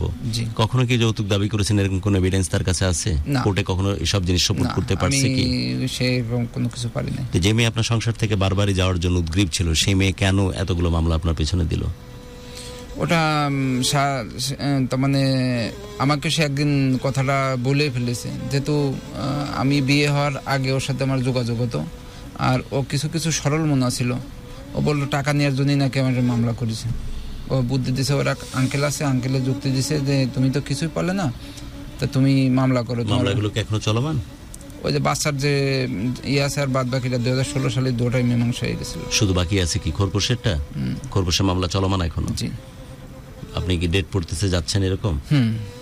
ওকে, বাচ্চা তাহলে এখন, বাচ্চার বয়স তো আপনি বললেনই 2012 সনের জুন 29-এ জন্ম তার। জি। সো বাচ্চা এখন আছে কোথায়? নানা নানির কাছে, এবং মাদ্রাসায় পড়ে। হেফজো করতেছে কি না? হেফজো করতেছে। হেফজো কত পারা পর্যন্ত পড়া হয়েছে? কত 8 পারা হয়েছে সম্ভবত, মেবি 8 পারা। ওকে, এবং সে কি বাড়িতে থেকে হেফজো করে নাকি হোস্টেলে থাকে? মাদ্রাসায় থাকে। মাদ্রাসায় থাকে। মাদ্রাসায় কত করে দেয়া লাগে পার মান্থ? ও খরচ হয়, নানিরা কিছু বেয়ার করে, আমি 3,000 টাকা করে টাকা দিই, আর নানিরা কিছু বেয়ার করে। পার মান্থ কত টাকা লাগে মাদ্রাসায়? 4-5 হাজার লাগবে না। তার মধ্যে 3,000 আপনি প্রতি মাসে দেন। দেখা করতে যান কতদিন পর পর? আমি দেখা আসলে ওই যে মাদ্রাসায় আমি আগে রেগুলার যেতাম, তা ওইখানে যাওয়ার পর ওর আম্মু নিষেধ করে আসছিল যেন এখানে আমি ব্যতিরিক্ত ওর কোনো মানুষ যেন দেখা করতে না আসে। কেন? ও তো সংসার করতে চলে গেছে অন্য মানুষের হাত ধরে। ওই সংসার করার আগে। আর সংসার করার পরে তো তার বলার এখতিয়ার আছে বলে আমি মনে করি না। আপনি সংসার জান না এই বিষয় নিয়ে তার কোনো কথা হয়নি। আপনি এখন জান না? এখন লাস্ট কবে গেছেন সত্যি কথা বলবেন? আমি লাস্ট 6 মাস আগে দেখা হয়েছে। 6 মাস হবে। এর মধ্যে জাননি কেন? আমি একটা ব্যবসা করি, আমি দোকান বন্ধ রেখে যেতে পারি না। ওর যে সময় আমার সে সময় হয় না। এটা একটা বাপের জন্য কোনো যুক্তি হতে পারে বলে আপনার মনে হয়? এখানে আমার কোন এলাকায় থাকে? নড়াইল থাকে। ব্যবসা করেন কোথায়? বসুন্ধরা, যশোর। জি। যশোর টু নড়াইল এতটুকু যে রাস্তা, আপনি বলছেন 6 মাসের সুযোগ হয়ে ওঠেনি, এটা কি কোনো বাপের কথার সাথে ম্যাচ করে বলে মনে হয়? এখানে একটা অন্য রিজন আছে, সেই রিজনে পরে আসবো। বাট যে কথাটা আপনি বললেন সেটা তো ভুল বললেন। জি। বাপ যদি চায় সন্তানের সাথে দেখা করার, 6 মাস কি গ্যাপ পড়তে পারে এতটুকু একটা বাচ্চা? এখন মাদ্রাসায় যেতে দেয় না। মাদ্রাসায় কোনটা সত্য? আপনি ব্যস্ততার কারণে যেটা বললেন ওটা সত্য নাকি মাদ্রাসায় যেতে দেয় না, কোনটা সত্য? মাদ্রাসায় মানে আমার যদি তার সাথে অপেক্ষা করতে হয়, হয়তো কোনো শুক্রবার আসতে, তার মানে ও চাই শুক্রবার পর 3 দিনের ছুটি পাই। আন্ডারস্ট্যান্ড। এরপরে যদি আবার মাদ্রাসায় দেখা করতে হয় তাহলে 4টের পরে যাইতে হবে। আমার বিকালবেলা দোকান বন্ধ রেখে যাওয়াটা সম্ভব হয় না। 7 দিন দোকান করেন আপনি? জি। বন্ধ থাকেন একদিন? না, বন্ধ থাকে না। 7 দিন কয়টা থেকে কয়টা বন্ধ দোকান করেন? ও সকাল 7টা থেকে রাত 10টা, 10:30, 11টা প্রতিদিন? জি। এই 6 মাসে টোটাল মাস হয় 3, 6, 18, 180 দিন। 180 দিনের মধ্যে একদিন এরকম সময় বের করতে পারেননি আপনি, তাই তো? এটাই তো দাঁড়াচ্ছে ব্যাপার। আমি একটু বলি, এর ভিতর 2 দিন চেষ্টা করেছি করে আছে ওর নানু, ওর যে নানু আছে, ও বললো কি যে এখন দেখা করা যাবে না। আমি এই 4-5 দিন আগে আমি বললাম যে ছেলেটা নেই আমাদের বাড়িতে আসুক। তা ছেলেটার যতটুকুনি মন মানসিকতা আসবে না, তার থেকে বেশি মন মানসিকতা আসবে না আছে ওর নানা নেই। আপনি যখন দেখা করতে যান তখন কেমন বিহেভ করে ছেলে আপনার সাথে? বুঝতে পারে, চিনতে পারে, ভালোবাসে? না, আমার প্রতি ইন্টারেস্টেড না, যেহেতু ওর 2 বছর বয়স হলে আমার থেকে সম্পূর্ণ আলাদা। ওর তো বয়স এখন কত? 12তে পড়লো? জি। এই 12তে যে পড়লো, এই 12 বছরে এক যুগ সময় কতদিন দেখা হয়েছে আপনার সাথে আনুমানিক? আসলে খেয়াল নাই আনুমানিক। তবে গুরু, আমি একটু ইন্টারেস্টিং এর বিষয় বলি। সেটা হচ্ছে আমার যে মেজোটা যে সিঙ্গাপুর থাকে, ওর একটা ছেলে আছে। তো ওর ওই ছেলেটা আমারে আছে আব্বা বলে ডাকে, আর ওর আব্বুরে আব্বু বলে ডাকে। তা ওর আব্বারে আছে, উনি হিটিং করে বলে যে তোমার কিছু লাগবে না, আমার আব্বা আছে। অর্থাৎ ছেলে এবং মেয়েরা, ছোট বাচ্চারা যার সাথে ছোট থাকতে যার সাথে ভালোবাসা পায়, অবশ্যই এটা মানি। আপনি আনুমানিক কতদিন দেখা হয়েছে এক যুগে?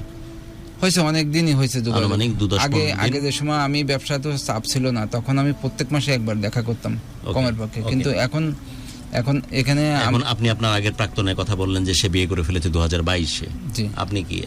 আমি বিয়ে করেছি, আমি 2014-তে বিয়ে করেছি। মানে ওর সাথে তো ডিভোর্স হলো? না, আমি এখানে বলি, সেটা হচ্ছে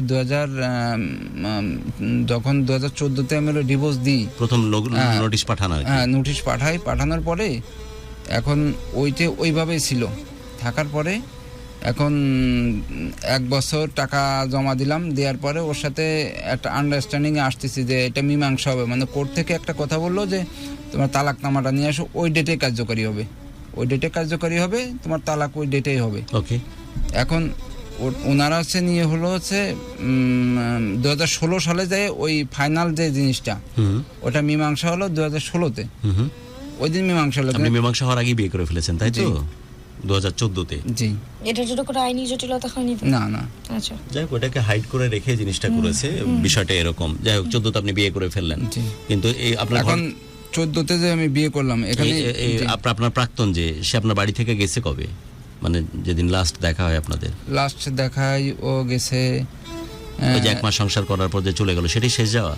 আর আসেনি? না। আপনি ওই বাড়িতে কখনো জানোনি? আমি গেছি লাস্ট একদিন আনার জন্য গেছিলাম। সেটা কবে?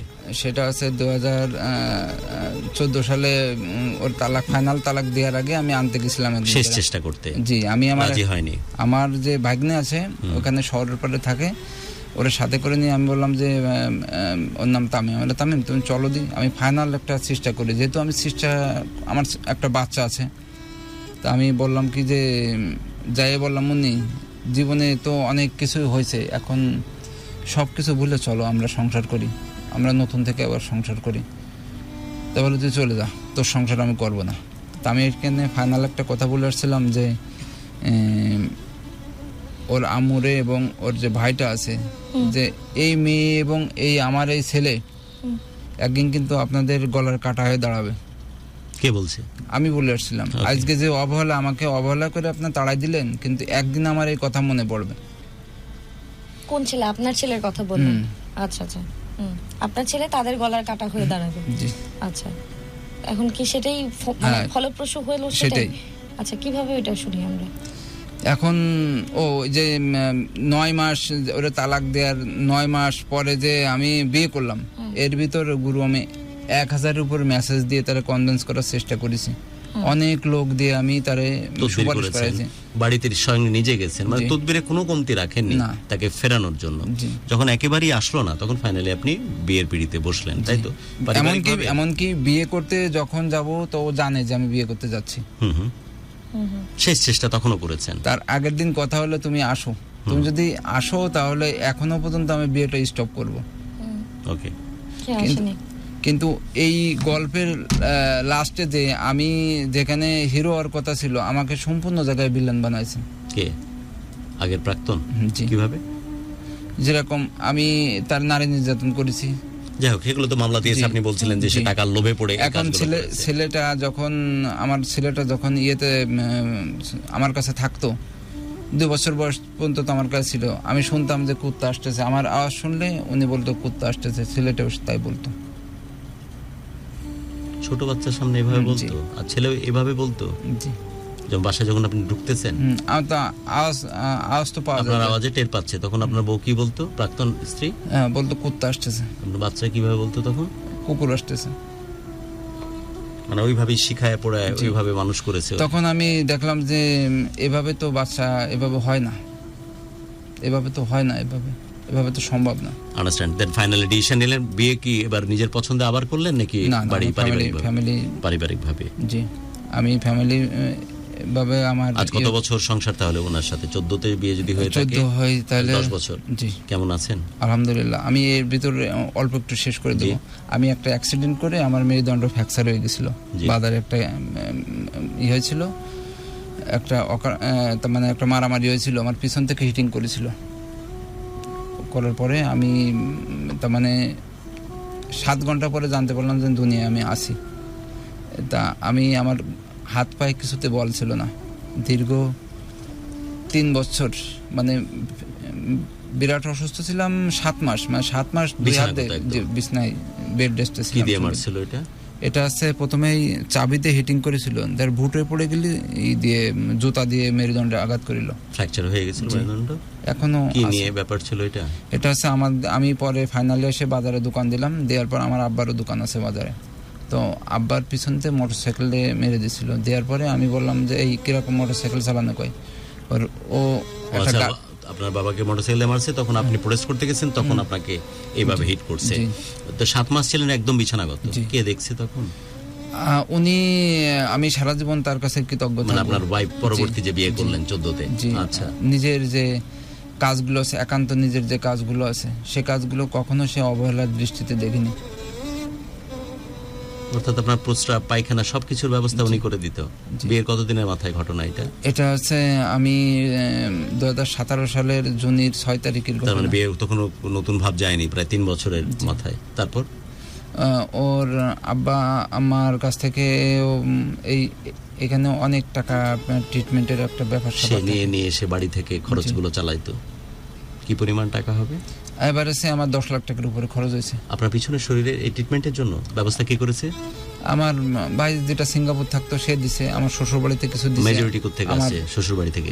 আর শ্বশুর বাড়ি থেকে বেশ কিছু দেয়নি, হয়তো দেখা যাচ্ছে 50-60 হাজার টাকা কি 20-30 হাজার এরকম দিতে পারে। যতটুকু পারছি আপনার বউ জানিয়ে এসে করছে। সব থেকে গুরুত্বপূর্ণ বিষয় আছে যে সে আমার যতটা লাইফে সাপোর্ট করেছে আমার সারা জীবন। আমি তার কথাগুলো বলেন, কি কোন জিনিসগুলো আপনার কাছে স্পেশাল মনে হয়েছে বলেন। স্পেশাল যেটা হচ্ছে যে আমি বিরাস করতে পারতাম না, আদ্যে ধরে বা বিরাস আমি খেতে পারতাম না, আমি লুঙ্গি পরতে পারতাম না, আমি আরো যে ইন্টারনাল যে কাজগুলো আছে ওগুলো আমি আপনার করতে প্রস্রাব, পারতাম। আপনার পায়খানা। জি, এগুলো করতে পারতাম না, সেই কাজগুলো সে করছে। আপনার না একটা আফসোস ছিল যে আপনি মনের মতো মানুষ। বউয়ের ভালোবাসা পাননি, মনের মতো মানুষ পাননি।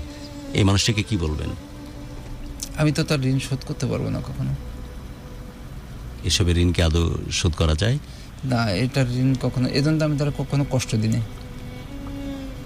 সাংসারিক জীবনে টুকটাক হয়, তবে এমন কোনো স্মরণীয় দিন নেই যে দুজনে আলাদাভাবে কথা বন্ধ করে দুজন আলাদা মুডভাবে রয়েছি, এভাবে নেই।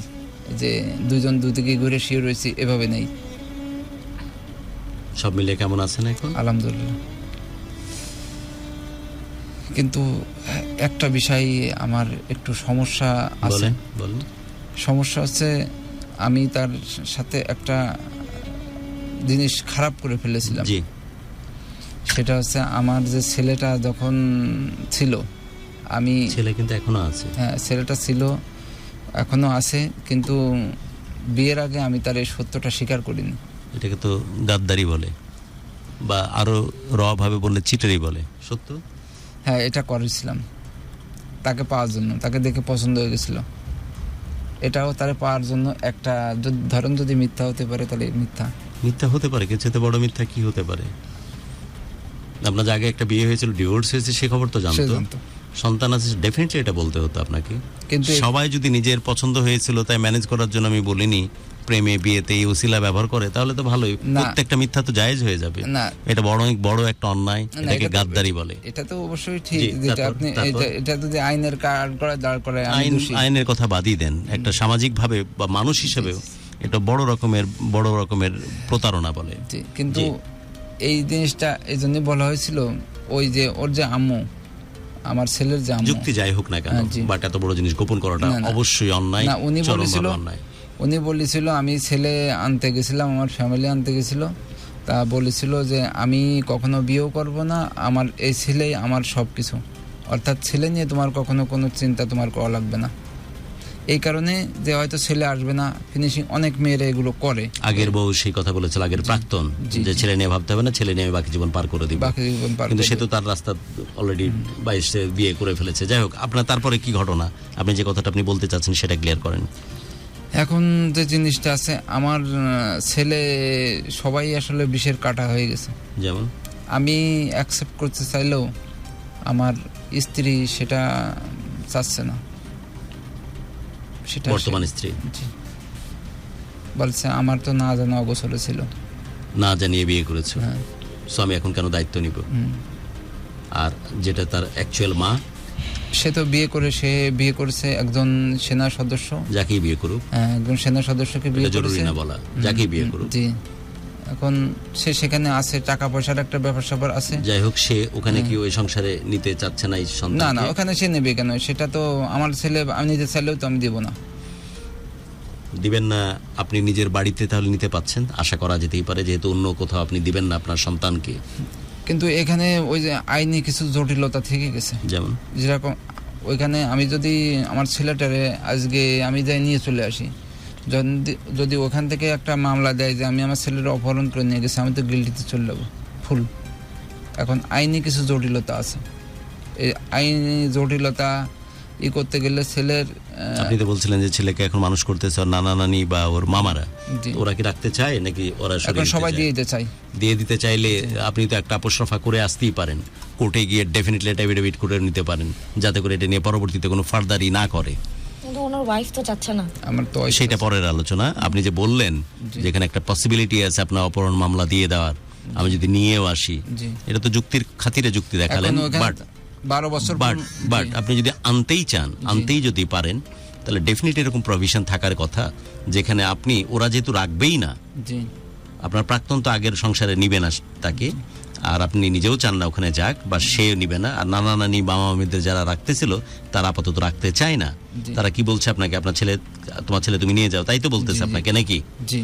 তাই যদি বলে থাকে তাহলে তো কোন রকমের বাধা আমি এখানে আদতই দেখতেছি না আপাতত। এবং যদি আপনি আনেন তাহলে অবশ্যই কোর্টের মাধ্যমে একটা আপোসরফা করেই নিয়ে আসবেন, যাতে করে আপনাকে এটার জন্য পরবর্তীতে কোনোভাবেই দোষারোপ না করতে পারে বা এটা আইনসম্মত না এরকম ভাবে ক্লেম করতে না পারে ওই পক্ষ, জি, জি, রাইট? জি। এখন কথা আসতেছে আপনার বউ, বর্তমান যে বউ, জি সে এই বাচ্চাটাকে আদৌ তার সংসারে নিবে কিনা, এটাই কথা। জি জি তাহলে আপনি যে যুক্তিটা দেখালেন ওটার কোনো যৌক্তিক কোনো কারণ নাই, তাই তো? জি জি একটাই কারণ থাকতেছে যে এখন বর্তমান বউ আপনাকে আদৌ আপনার বাচ্চাকে গ্রহণ করবে কিনা, জি। যেহেতু আপনি গোপন করে, বাচ্চার কথা গোপন করে এই বইয়ের সাথে আপনি বিয়েতে বসেছিলেন, তাই তো? জি। কি করতেছেন এটার জন্য, কি উদ্যোগ গ্রহণ করতেছেন? বর্তমান ওয়াইফ যে এখন যে আপনার ঘরের বউ, যে আপনাকে অসম্ভব ভালোবাসে, আপনার লুঙ্গিটা পর্যন্ত পরায়া দিয়েছে, আপনাকে ব্রাশ পর্যন্ত করায় দিয়েছে, মাসের পর মাস আপনার প্রস্রাব পায়খানা সমস্ত কিছু দেখভাল করেছে, যেভাবে একটা বাচ্চাকে পালন করে সেভাবে আপনার খেদমতের দায়িত্ব নিয়েছে। আপনি বলছিলেন যে 10 বছরে আপনার আগের জীবনের যে কষ্ট, কয় বছর ঝুলেছিলেন ওর সাথে? 2 বছর, 2 বছর। সেই কষ্টগুলোকে পরিপূর্ণভাবে 3 বছর এই কষ্টগুলোকে পরিপূর্ণভাবে ভালোবাসায় ভরিয়ে দিয়েছে এই নতুন বউ এসে। এবং ভালোবাসা কি জিনিস, স্ত্রী কি জিনিস, সেটা আপনি কাছ থেকে দেখার সুযোগ পেয়েছেন। জি অবশ্যই। আপনার জীবনের একটা বড় দীর্ঘ নিঃশ্বাস, বড় কষ্ট ছিল যে আমি কোনো মেয়ের ভালোবাসা পেলাম না, সেই কষ্টটাকে ভালোবাসায় ভরিয়ে দিয়েছে, এটাই তো। জি জি জি শুধু একটাই ঘটনা, যেটা হচ্ছে যে এই বাচ্চাকে আপনি আনতে চেষ্টা যখন করতেছেন তখন বর্তমান ওয়াইফ সেটা মেনে নিচ্ছে না, কারণ আপনি ওর সাথে চিটারি করে, সত্য গোপন করে আপনি তার সাথে বিয়ে বসেছিলেন। তাই যেহেতু আমি জানি না যে তোমার আগের বাচ্চা আছে, আমাকে না জানিয়ে এই কাজটা তুমি করেছো, সো ডেফিনেটলি আমার সংসারে আমি জায়গা দিব না, এই তো বিষয়। উদ্যোগ কি গ্রহণ করতেছেন এটার জন্য? এখন আমি ভুল তো আপনার, জি ভুল তো গোপন আমার করে করেছে, হ্যাঁ, এটা আমি ভুল তার সঙ্গে বাচ্চা স্বীকার তো করছি। আপনাদের ওরসে জন্ম নেওয়া বাচ্চা। জি। সো এখন তাকে কনভিন্স করার জন্য কি করতেছেন?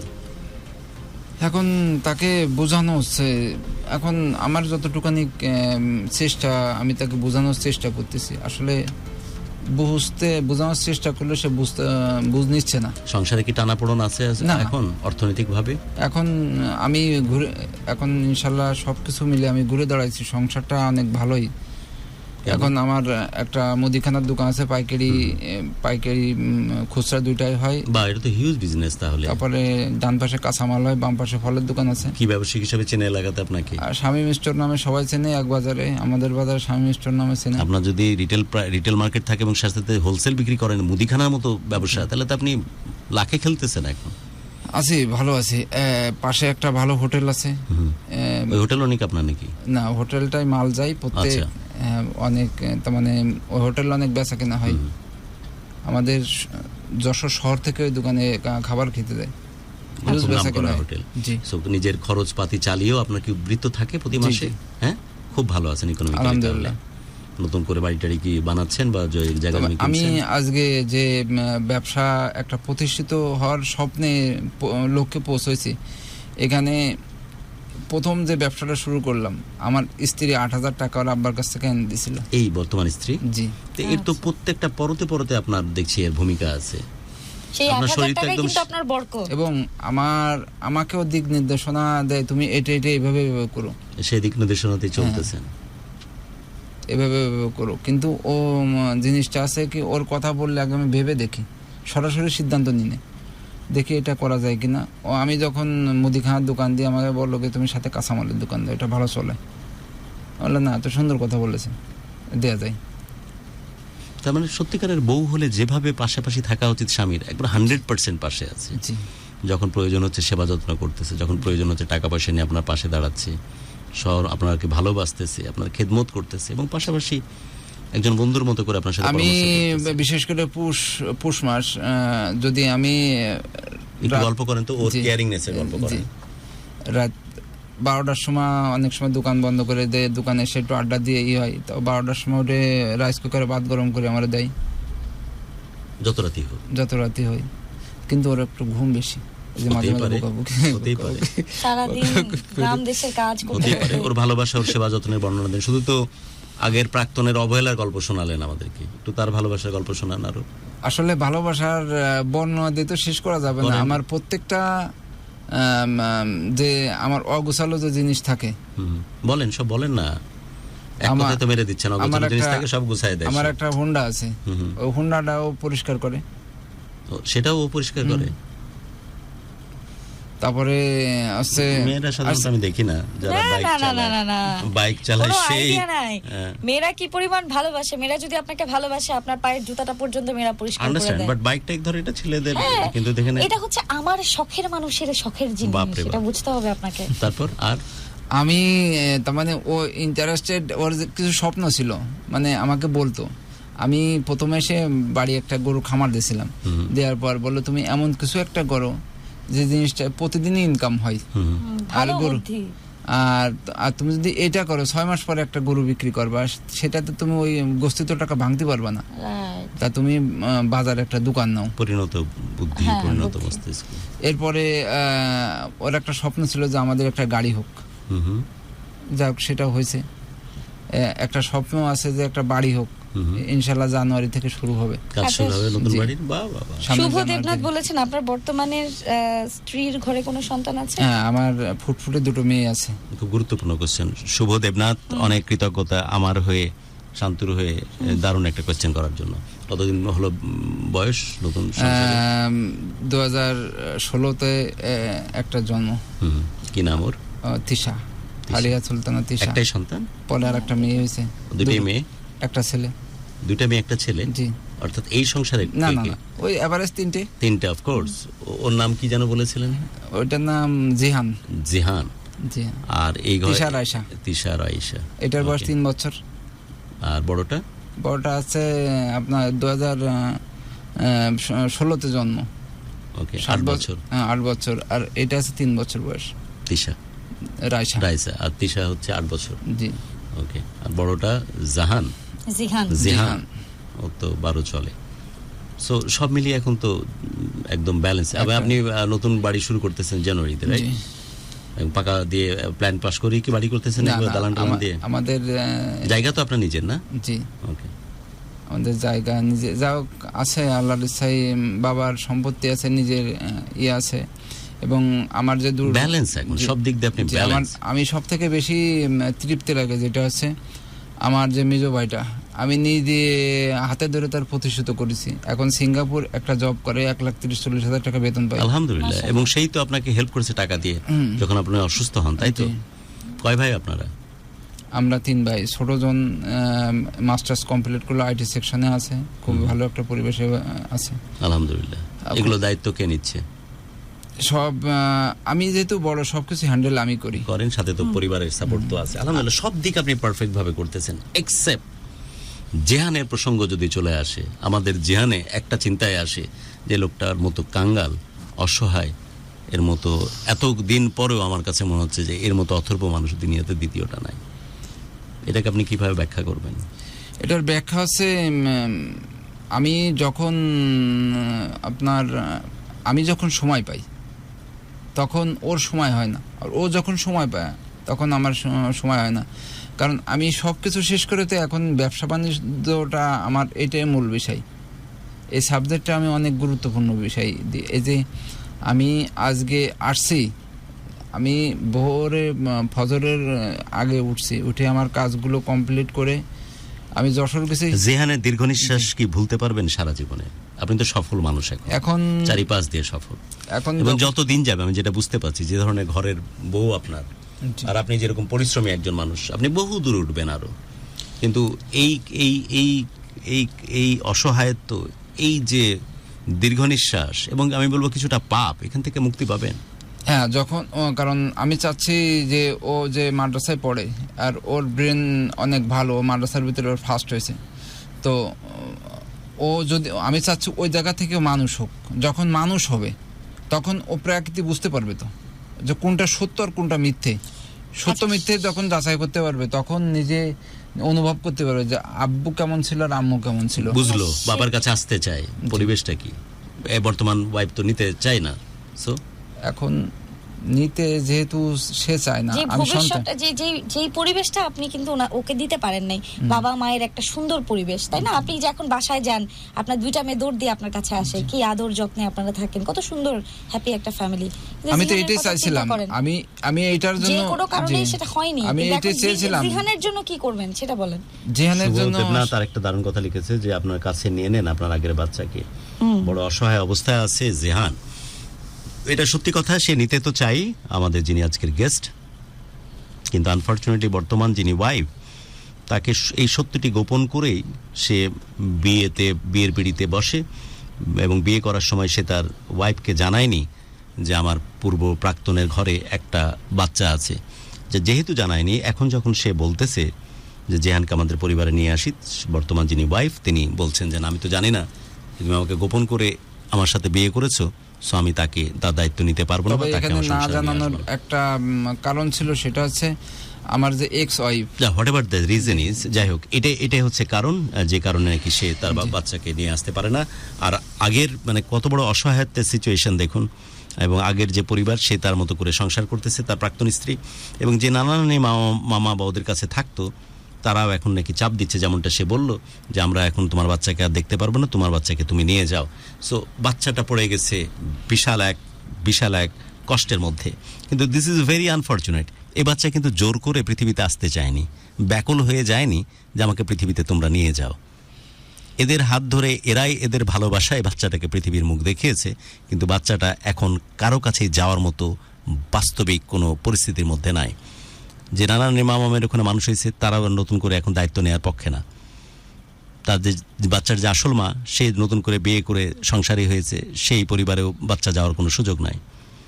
এবং বাচ্চার যে বাপ, জেহানের বাপ, সেও এখন বাচ্চাকে তার বাড়িতে নিতে পারছে না, যদিও একদম স্বয়ংসম্পূর্ণ অসম্ভবভাবে ভালো আছে সব দিক দিয়ে সেই পরিবারে। কারণ জিয়ানের যে বাবা, তার যে ওয়াইফ, তিনি তার বাচ্চার দায়িত্ব নিতে চান না।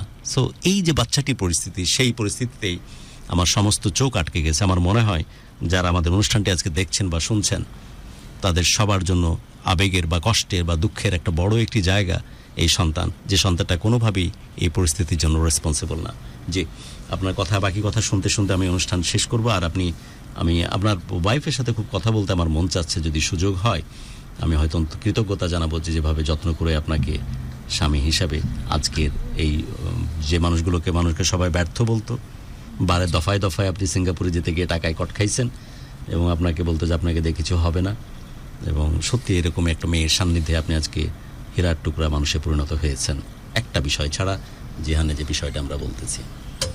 জি, শেষ মুহূর্তে যে কিছু বলার থাকে, তারপর আমি একটু চেষ্টা করব যে আপনার ওয়াইফকে অন্তত আমাদের অনুষ্ঠান থেকে কৃতজ্ঞতা বা ধন্যবাদ জানাতে পারি। সে হয়তো লাইভটা যদি ঘুমিয়ে না যায়, অবশ্যই দেখছে সেই লাইভটা।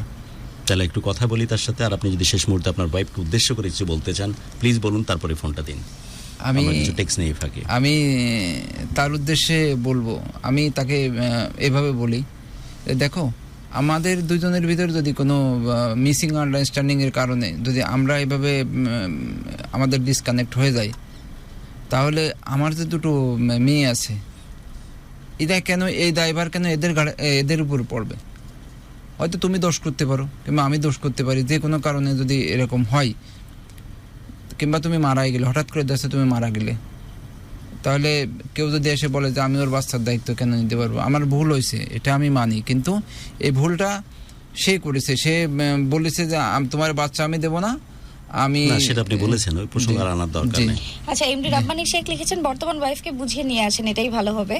গুরু কথা বলেন আপনি, একটু কথা বলি। আর আপনি তার উদ্দেশ্যে তো কথা বলছিলেন, আমি কয়েকটা টেক্সট এই ফাঁকে নিয়ে। আপনার দোকানের নামটা আরেকবার বলবেন? Messrs Shamim store. আচ্ছা, ওই বাজারে নাকি? জি জি। নড়াইল, আপনি তো যশোর, রাইট? যশোর থেকে কত দূরে এটা আছে? আমরা তো যশোর বাগারপাড়ার ভিতরে, আমরা বাগারপাড়ার ভিতরে, আমরা একদম বাগারপাড়ার লাস্টে। ওকে, আচ্ছা। সামির হোসেন আছেন জয়েন করে, তারপরে দেখতে পাচ্ছি মাহবুবুর রহমান আছেন। আমাকে চিনতে পেরেছেন? হ্যাঁ, চিনতে পেরেছি। সামির লিখেছেন বাইজিদ বোস্তামি লিখেছেন বর্তমান ওয়াইফকে বিয়ে করার সময়। আচ্ছা, কথা বলে আমাকে দেন। আচ্ছা, ঠিক আছে। তারপরে দেখতে পাচ্ছি আসমা লিখেছেন আপনার এই টাকা পয়সার কোনো মূল্য থাকবে না যদি আপনার আগের ঘরের বাচ্চাটিকে না দেখেন, আর আপনার বর্তমান স্ত্রী কেন চাইছে না। বুঝলাম আপনি আগে বলেননি, কিন্তু ওনার চিন্তা করা উচিত, আল্লাহ দেখছেন সবকিছু, এটার জন্য অবশ্যই উপরওয়ালা তাকে পুরস্কৃত করবেন। সামির রফিকুজ্জামান লিখেছেন আল্লাহর কাছে চাইবো আল্লাহ যেন আপনার বর্তমান স্ত্রীকে হেদায়েত দান করেন। আচ্ছা, শান্ত অপু, তন্ময় ইসলাম আছেন। আচ্ছা তন্ময়, ধন্যবাদ আপনাকে জয়েন করবার জন্য। মাহিদুল ইসলাম আছেন জয়েন করে, তারপরে মাহবুবুর রহমান আছেন, মিঠু হাওলাদার আছেন, জান্নাতুল ফেরদৌস তনু আছেন। আসসালামু আলাইকুম। হ্যাঁ, ওই যে গুরু কথা বলবে, একটু ওর সাথে একটু কথা বলো তো।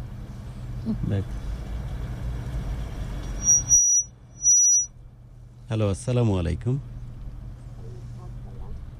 জি, আপনি আমার কথা পরিষ্কার শুনতে পাচ্ছেন? জি, প্রথমে আপনাকে আমি ধন্যবাদ এবং কৃতজ্ঞতা জানাই যে আপনার হাজবেন্ড আজ আমাদের এই প্রোগ্রামে উপস্থিত এবং তার জীবনের যে কষ্টের কথাগুলো বলছিল, সেই কষ্টের কথাগুলো শুনে আমি বারবার যেভাবে তাকাচ্ছিলাম অনুষ্ঠানের প্রথম দিকে, যে মনে হচ্ছিল যে একটা ব্যর্থ মানুষকে মনে হয় কাছ থেকে দেখছি। সবচেয়ে বড় কথা, খুব আর্লি এজ থেকে যখন কোনো মানুষ চেষ্টা করে এবং দফায় দফায় বিদেশ যেতে গিয়ে কখনো 6 লাখ, কখনো 2 লাখ, কখনো 4 লাখ এরকম টাকা ধরা খায়, সেটার প্রভাব শুধুমাত্র এই মানুষটির উপর পড়ে না, গোটা পরিবারটাকে একবারে ধসিয়ে দেয়। একদম শূন্য থেকে শুরু করে এবং আপনার হাত ধরে 2014 সনে যতটুকু গল্পটা শুনি। এবং খুবই মজার ব্যাপার, আপনি সংসারে আসার পর আল্লাহ রাব্বুল আলামিনের অদ্ভুত রকমের নেক নজর পড়ে এই পরিবারের প্রতি এবং শূন্য থেকে শুরু করে আজকে সফলতার চরম শিখরে নিয়ে গেছেন এই মানুষটিকে। এবং এই কথাটা আমরা প্রায়শই বিভিন্ন অনুষ্ঠানে প্রোগ্রামে বলতে পছন্দ করি যে একটা নেক ওয়াইফ যদি কারো কপালে জুটে, তাকে আর পিছন ফিরে তাকাতে হয় না, তার জন্য সফল হওয়াটা যেন ফরজে আইন হয়ে পড়ে। সেজন্য আপনাকে আমি কৃতজ্ঞতা জানাচ্ছি, অসম্ভব শ্রদ্ধা জানাচ্ছি। আমাদের সাথে হাজারো লক্ষ মানুষ থাকেন প্রোগ্রামে, সবাইকে সাথে নিয়ে আপনাকে আমি সম্মান জানাচ্ছি। তিশা এবং উরাইসার মা এবং আমাদের আজকের যিনি অতিথি, কি নামে ডাকে আপনাকে? শামীম নামে ডাকে? শামীম সাহেব, তার প্রিয়তমা স্ত্রী, আপনাকে শ্রদ্ধা জানাচ্ছি ভালোবাসার বাংলাদেশের লাভগুরুর পক্ষ থেকে। আরেকটা জিনিস, সেটি কথা প্রসঙ্গে উঠে আসছিল যে 2014-তে আপনারা বিয়ে করার পর 2017 সনে যখন বাইক নিয়ে একটা ঝামেলার পরে সে যখন তাকে আক্রান্ত হয় এবং তার মেরুদণ্ডের হাড় ভেঙে যায়, যেভাবে যত্ন আত্মে আপনি করেছেন আজকের সমাজের মেয়েদের জন্য এটা অনেক বড় একটা লার্নিং হওয়া উচিত যে প্রিয়তম স্বামীকে কিভাবে সেবা করতে হয়, কিভাবে তাকে আগলে রাখতে হয়, কিভাবে তাকে ভালোবাসতে হয়, তার অনেক বড় একটা উদাহরণ আপনি। আপনার মতো মানুষজন এখনো পৃথিবীতে আসছে বিধায়, আপনাদের মতো মানুষজনের সিলসিলা এখনো চালু আছে বিধায় আল্লাহ রাব্বুল আলামিন হয়তো পৃথিবীটাকে কিয়ামত করে দিচ্ছেন না। আপনি বিশ্বাস করুন, আমি লাভগুরু হিসেবে প্রায় 17-18 বছর বিভিন্ন চ্যানেলে প্রোগ্রাম করি। এত আমি প্রতারণার গল্প শুনেছি, এত আমি ভণ্ডামির গল্প শুনেছি, স্ত্রী স্বামীর প্রতি, স্বামী স্ত্রীর প্রতি এত নোংরা এবং রিভেঞ্জ বিহেভ দেখেছি। যখন এগুলো দেখি, এই যত্নের কথা শুনি এবং সে কথা প্রসঙ্গে বলছিল যে আমি কোন জন্ম দিয়ে এমন বইয়ের কৃতজ্ঞতা পোষণ করব, কোন ভালোবাসা দিয়ে আমি এই জন্মে এই বইয়ের কৃতজ্ঞতা পোষণ করব, যে আমাকে একটা সন্তানকে যেমন একটা মানুষ লালন পালন করে। আমি এতই অক্ষম হয়ে পড়েছিলাম, দীর্ঘ 7 মাস আমার ব্যক্তিগত কাজ সমস্ত কিছু তার হাত দিয়ে হয়েছে। আমি তাকে এতটুকু পর্যন্ত করতে দেখিনি, এতটুকু ঘৃণা পর্যন্ত দেখিনি তার চোখে মুখে। তা আমি বললাম যে শামীম সাহেব, আপনি রিটার্নে কি করেছেন? আমি কি করব গুরু, আমার তো সারাটা জীবন দিল, এই কৃতজ্ঞতা আমি কোনোদিন শেষ করতে পারবো না। আমি যে ব্যবসা শুরু করেছি, সে ব্যবসা শুরু করেছি আমার বইয়ের দেওয়া 8,000 টাকা থেকে। আজ সে ব্যবসা ফুলে ফেপে বড় হচ্ছে। আল্লাহ রাব্বুল আলামিনের নেক নজর আমার প্রতি আছে, যেহেতু নেক বিবি আমার সাথে আছে তাই। এবং প্রতি মুহূর্তে যে আপনি ধারণাগুলো দেন, এই যে মুদির এই যে ইসের ব্যবসা করতেছিল প্রথম মনে হয় ফার্মের বিজনেস, তখন আপনি তো বুদ্ধি দিয়েছিলেন যে না, রেগুলার ইনকাম হোক, এমন কিছু করো, কাঁচামালটা তার সাথে যুক্ত করো মুদি দোকানের সাথে, এবং জিনিসগুলো সে ফায়দা পাচ্ছে। তো যেভাবে আপনি সংসারটাকে বেঁধেছেন, আমি আসলেও নিজেও আমি কথা খুঁজে পাচ্ছি না যে আর কীভাবে আপনাকে ধন্যবাদ আর প্রশংসা জানাই। আর এটা কেন করছি জানেন? আমার একটা স্বার্থ আছে, করছি এই কারণে, যে মুহূর্তে আমরা শুনতেছি স্বামী স্ত্রীর মধ্যে মহব্বত নাই, যে মুহূর্তে শুনতেছি মানুষের মধ্যে নাকি ভালোবাসা কমে গেছে, সেখানে আপনাদের মতো মানুষজনও আছে। তাই আমি মাঝরাতে আপনাকে ফোনে নিলাম এবং আপনাকে কৃতজ্ঞতা জানালাম, যাতে মানুষগুলো ইন্সপায়ার হয়।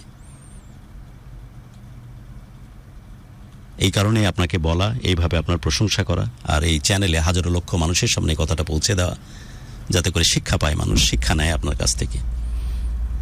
কোনো একদিন আসবেন,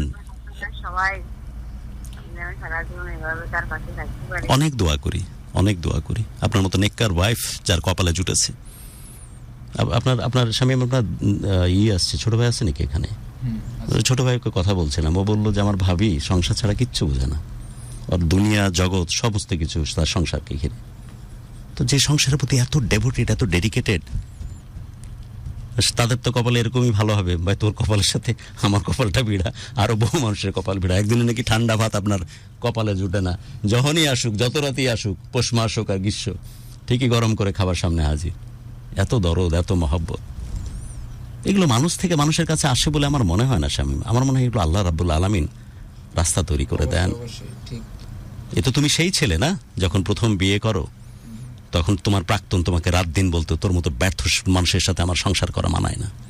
তুমি তো সেই ছেলে যখন ঘরের দিকে আগাইতে, তখন তো গার্মেন্টসে চাকরি করতে, হাড় ভাঙা খাটুনি, এই খাটুনি করে আসতে বাইরে থেকে শুনতে পাচ্ছ যে তোমার প্রাক্তন স্ত্রী বলতেছে যে কুকুর আসতেছে, কুত্তা আসতেছে, এবং তোমার ঔরসে জন্ম নেয়া সন্তান কত বড় কষ্টের আর দুঃখের হতে পারে যে সে সন্তানকে শিখিয়ে পড়িয়ে এমন করে মানুষ করেছে যে সেও বলছে যে দেখ কুকুর আসছে। জীবনে এর চাইতে হিউমিলিয়েশন, এর চাইতে ছোট হওয়া কি কিছু বাকি আছে? কিন্তু উপরে তো একজন বসে আছে, আল্লাহ সুবহানাহু ওয়া তাআলা, আল্লাহ রাব্বুল আলামিন, সমস্ত পৃথিবীর আধার, যিনি তোমার জন্য রাস্তা তৈরি করে দিচ্ছে। আস্তে আস্তে এখানে সেপারেশন হবে, আর লক্ষ্মীমন্ত এই মেয়েটি, যে মেয়েটি আমার সাথে ফোনে আছে, এর তুমি হাত ধরবে এবং 2014 সন থেকেই সফল শামীমের গল্প শুরু হবে। আজ শামীম চারিদিক দিয়ে সফল, স্বপ্নের গাড়ি কেনা হয়ে গেছে, এখন স্বপ্নের বাড়ি শুরু হবে জানুয়ারি থেকে, এটাও শুনলাম। অভিনন্দন জানিয়ে রাখছি অ্যাডভান্স। আপনার কাছে একটা জিনিস চাইবো আমি।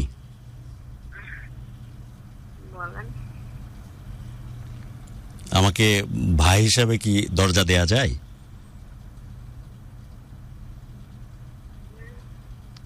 আপনার কাছে একটা জিনিস চাই। আপনার মতো নেককার বেবি যার শামীমের ঘরে আছে বিধায় এই জিনিসটা চাওয়ার সাহস করতেছি। যদি আমি ভুল কিছু বলে থাকি আপনি ক্ষমা করে দিন, বাট পাগলের মতো চেয়ে রাখলাম। আর এই এত নাজাতের আজকে মনে হয় 4th দিন, রাইট? এরকম একটা পবিত্রতম মহিমান্বিত রজনীতে আল্লাহ রাব্বুল আলামিনকে হাজির নাজির জেনে আমি সবাইকে সাথে নিয়ে আপনার জন্য দোয়া করব যে আপনি অনেক ভালো থাকবেন। এই বেয়াদব মানুষটা একটা ভুল জীবনে করেছে, যে আপনার মতো নেককার বিবির সামনে মিথ্যা কথা বলেছে যে তার পূর্বতন একটা বাচ্চা আছে। এই জিনিসটা গোপন করেছে, এটা অন্যায়, এটা ভুল, এটা ক্ষমার যোগ্য না। এটা ক্ষমার যোগ্য না শামীম যে কাজটা করেছে। কিন্তু কোনো কারণ ছাড়াই এই সন্তানটা এখন প্রাক্তন যে স্ত্রী তার সংসারে নাই, নানা নানি মামা মামি ওরাও দায়িত্ব নেয় না, একেবারে অস্তিত্বহীন ভাবে এই বাচ্চাটি মানুষ হচ্ছে। আপনি আপনার জায়গা সম্পত্তি কোনো কিছুর মূল্য মানে ভাগদার তাকে করেন আর না করেন, অ্যাটলিস্ট মা হিসাবে আঁচলটা দিয়ে না করেন না।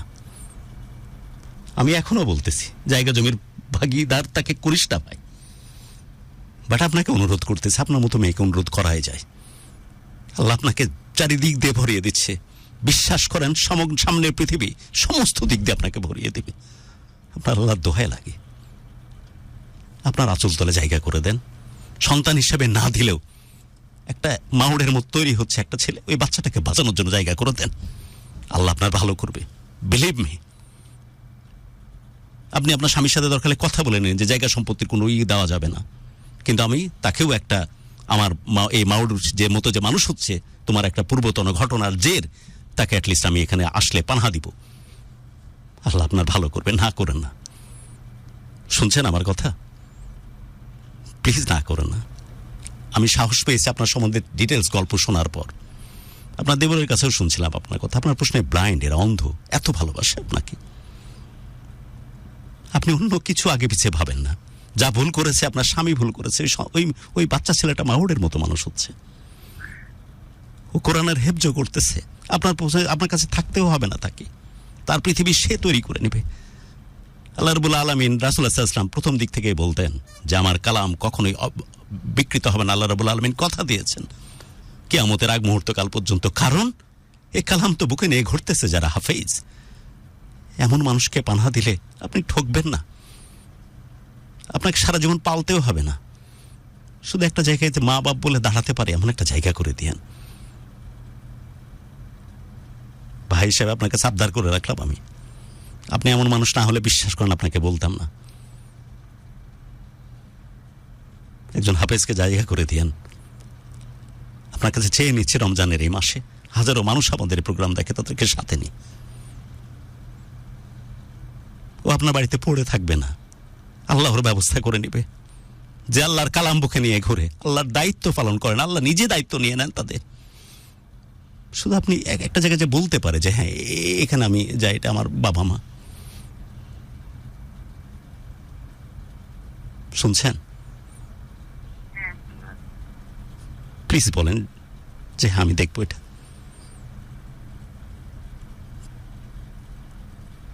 প্লিজ বলেন। প্রয়োজনে শামীমের কাছ থেকে কথা নিয়ে নিন যে আমার 2 মেয়ে ওরাই জায়গা জমির মালিক হবে, সব হবে, মানে যাতে কোনো অন্য কোনো ঘটনা না সামনে আসে। অ্যাটলিস্ট পানা দিন এই মাউর ছেলেটাকে। আর এরকম একটা হাফেজের যদি আমি আজকে জারিয়া হতে পারি, বিশ্বাস করেন আমি লোভীর মতো বলতেছি, তাহলে আমাকে হু নোজ যে আল্লাহ হাসরে হয়তেন আমাকে এই কাজটার যে মাধ্যম হতে পেরেছি সেজন্য আল্লাহ আমাকে পার করে নিবে, আপনাকেও পার করে নিবে। আগের আমলে জায়গির থাকতো না, এখনো থাকে। ওই মনে করে হলেও সন্তানটাকে বাপ বলার, মা বলার একটা শুধু অধিকার দিয়েন। শুনছেন?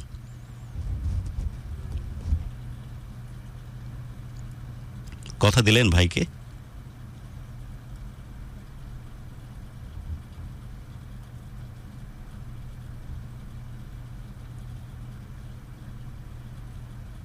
শামীম যে অন্যায় করেছে তার কোনো ক্ষমা নাই, বাট সবকিছুর ঊর্ধ্বে থেকে শুধু এই মাউর বাচ্চাটার জন্য ভাবা যায় কি ওইভাবে? একটু ভেবে দেখবেন। বাবা শুধু আমার দৃষ্টিতে ভাবলেই তো হচ্ছে না, এখানে আমার বাবার বাড়ির পরিবারের কথাও ভাবতে হবে, কারণ তারাও এখনো কিছু জানে না। আর যখন আর সেই ছেলে বাড়িতে আসবে, আমার বাবা মা তো কখনো না কখনো বেড়াতেই আসবে, তখন আমি তাদের কি বলতে হয়, কি বলবো? আমি বুঝতেছি আপনার ব্যাপার। এই জিনিসগুলো কিভাবে আস্তে ধীরে প্রবলেমগুলো সলিউশনের দিকে নিয়ে যাওয়া যায় শামীম, এই দায়িত্ব আপনার। আপনি কি বুঝতে পারছেন? ভুল যেহেতু আপনি করে রেখেছেন, পরবর্তীতে আপনার শ্বশুর শাশুড়ি, স্পেশালি উনার যে বাবা মা, এখানে যেন কোনো রকমের কোনো দুর্ঘটনা বা কোনো রকমের মন ধরাধরি ঘটনা না ঘটে। এখন যেহেতু চারিদিক দিয়ে আপনি সফলভাবে আগাচ্ছেন, আপনার পক্ষে এটা করাও সহজ হবে। আপনার নিচের আগে পায়ের নিচে মাটি শক্ত ছিল না, এখন তো শক্ত। চাইলে অনেক কিছু উদ্যোগ গ্রহণ করতে পারবেন শ্বশুর শাশুড়িদের জন্য, দিয়ে তাদের মনের মতো জামাই হয়ে এমনভাবে জিনিসটা কনভিন্স করবেন যাতে করে আপনার পূর্বতন ওই ঘটনাটা তারা কোনো না কোনোভাবে মেনে নেয়, রাইট? আর আমি তো আমার বোনের কাছ থেকে অন্তত এতটুকু কথা শুনলাম যে তার তরফ থেকে অন্তত ওই চেষ্টাটা থাকবে, আপনি বাকি দায়িত্বটা পালন করে এই ঘটনাটাকে সামনের দিকে এগিয়ে নিয়ে যাবেন, রাইট শামীম? ওকে, আমি তার আগ মুহূর্তে কাল পর্যন্ত যেহেতু বাড়িতে থাকার বাস্তবতা থাকবে না, যতক্ষণ পর্যন্ত আপনি আপনার শ্বশুর শাশুড়িকে ওইভাবে ম্যানেজ করতে না পারতেছেন, ক্লিয়ার? আপনি যেটা তার মনের মধ্যে কাজ করতেছে সেটাই সে খুলে বলেছে যে আমি তো শেষ কথা না, বুঝলাম, আমি মেনে নিলাম, কিন্তু আমার বাবা মা, আমার পরিবার, এদেরকে নিয়েই তো আমাকে চলতে হয়। তারা তো জানতো না, তো হঠাৎ করে যেহেতু এই প্রসঙ্গটা এসেছে, সো সেই জিনিসগুলো তো সামনে এসে পড়বে। তার আগে যদি বাড়িতে থাকে তখন তারা এসে দেখলে তখন সেটার কি উত্তর দিবে? তো যতক্ষণ পর্যন্ত ওই পরিস্থিতি আপনি তৈরি করতে না পারছেন, এনভায়রনমেন্ট তৈরি করতে না পারছেন, যেহেতু আপনি সত্য গোপন করে এত বড় ঘটনা ঘটিয়েছেন, সো যতক্ষণ পর্যন্ত ওটা গোপন না ঠিক করতে পারছেন, এটা তার এখতিয়ার আছে, তার এটা চাওয়ার, মন থেকে কথাটা সে বলেছে, ততক্ষণ পর্যন্ত সে বাড়িতে তো আপনি নিয়ে এসে তাকে রাখতে পারতেছেন না। ঠিক আছে, আপনার বাড়িতে রাখার নহবত আসবে না, আমি যতদূর বুঝি শামীম। ওর নিজের জীবন নিজেই তৈরি করে নিবে। আল্লাহর একজন হাফেজ, যে আল্লাহর কালাম বুকে নিয়ে ঘুরে, তার কোনো রকমের কারো দ্বারা ঘুরতে হবে না। শুধু একটা জায়গা প্রয়োজন, মানুষকে যেন বলতে পারে যে এটা আমার বাবার বাসা, এটা আমার মায়ের বাসা। সো আপনি এই পরিস্থিতির এনভায়রনমেন্টটা তৈরি করেন, আমার মনে হয় তখন ওনার পক্ষ থেকে নিঃসন্দেহাতীতভাবে আপনাকে সাপোর্টটা থাকবে। এতটুকু তো আমরা আশা করতেই পারি, রাইট? তার আগ পর্যন্ত আপনি বাড়িতে তো নিয়ে আসার মতো সেই এনভায়রনমেন্ট তৈরি হচ্ছে না, ক্লিয়ার? আপনি, আমার মনে হয় আপনার পক্ষে সম্ভব আপনার শ্বশুর শাশুড়িকে তার মনের মতো করে তাদেরকে কনভিন্স করা সম্ভব না? সম্ভব না? অবশ্যই, ইনশাআল্লাহ চেষ্টা করব। ওকে, আপনি চেষ্টা করেন। আর আপনাকে অনেক ধন্যবাদ যে অ্যাটলিস্ট একটা ওয়ে আমাদেরকে দিয়েছেন। আর আপনি অনেক ভালো থাকেন, আপনার জন্য অনেক দোয়া। কিছু বলার আছে আপনার পক্ষ থেকে? আপনারাও ভালো থাকেন। আপনি কিন্তু আমাকে কথা দিয়ে রাখলেন, আমি কিন্তু নির্দিষ্ট একটা দিন পর সে কিন্তু তার মতো করে চেষ্টা করবে শামীম, আপনার পরিবারকে যেভাবে কনভিন্স করা যায়, দরকার হলে আপনার বাবা মার পায়ে পায়ে থাকবে, পায়ে পায়ে পড়বে, কারণ এই দীর্ঘ নিঃশ্বাস আর এই পাপ সারা জীবন একে অভিশপ্ত করে দিবে, যত ভালোই সে হোক না কেন। আল্লাহর এই মহামান্বিত রাজনীতিতে এই কথা তার সামনে দিয়ে রাখলাম। স্বামী, আপনি আমাকে কথা দিলেন, তো আপনার দায়িত্ব শ্বশুর শাশুড়ির পায়ে পায়ে ঘোরা, যাতে করে তাদের মনের কলিজার মধ্যে আপনি ঢুকতে পারেন। তখন আপনার এই বড় অপরাধটাকে হয়তো সে তখন মেনে নিবে। তখন মেয়ে হিসাবে বা শামীমের বউ হিসাবে মায়ের এই দরজা জেহানের জন্য দিবেন। তো একটু কথা তো আপনি বলে রেখেছেন, রাইট?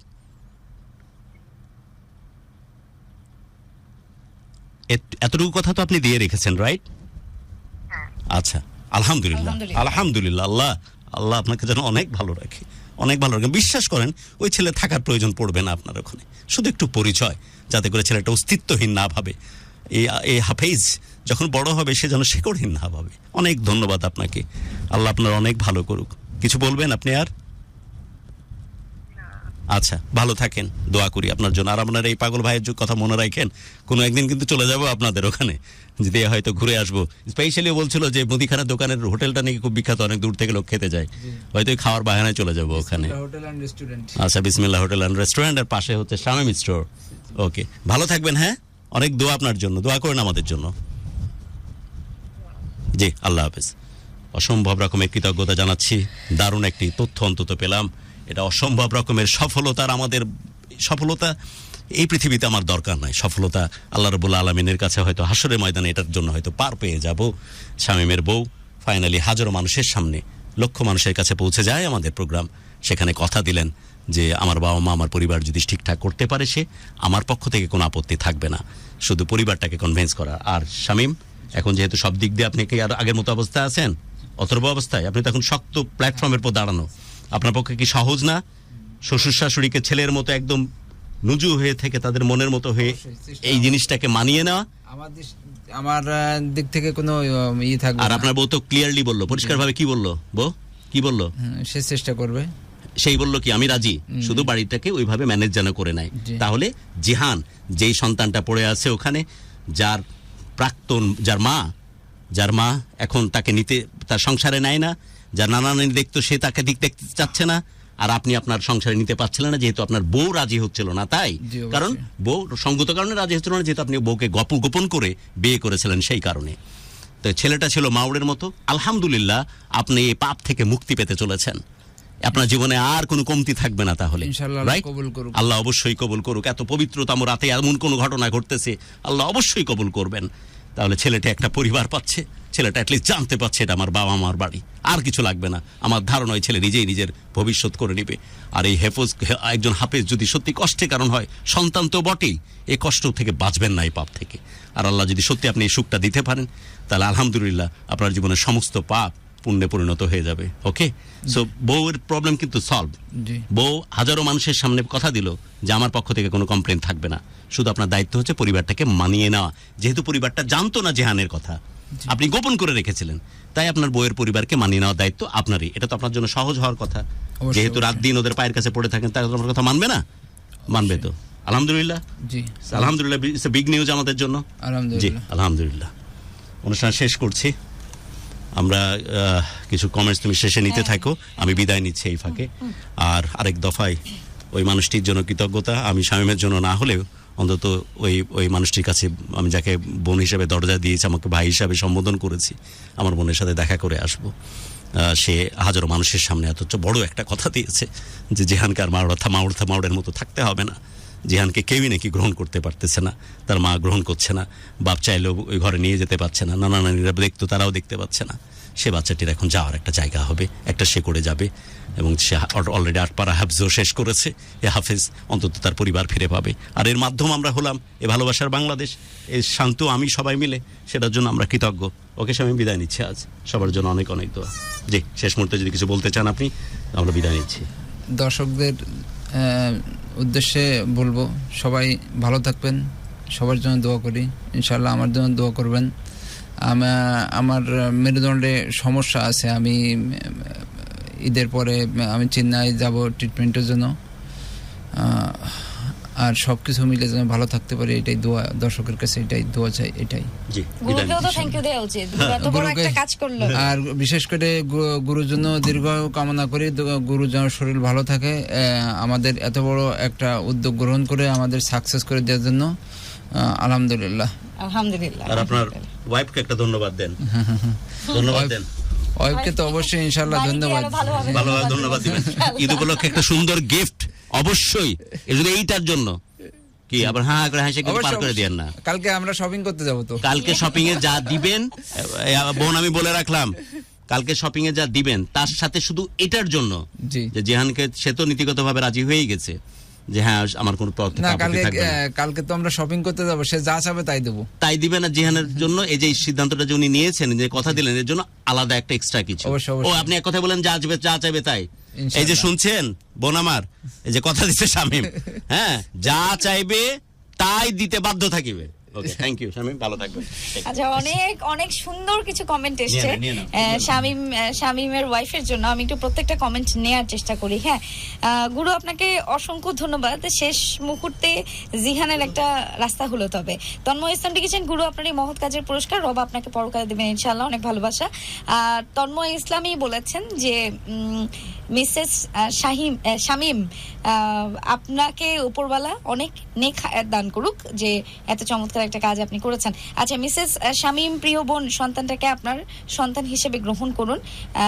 আচ্ছা, নও মুসলিম মাজলুম আপনার জন্য আমরণ দোয়া করে যাবে, বোন মেনে নিন। আচ্ছা, আরো অনেক অনেক অনেক কমেন্ট এসছে। গুরু আপনি অনেক ভালো একটা কাজ করলেন এবং ধন্যবাদ সেই আপুটিকে।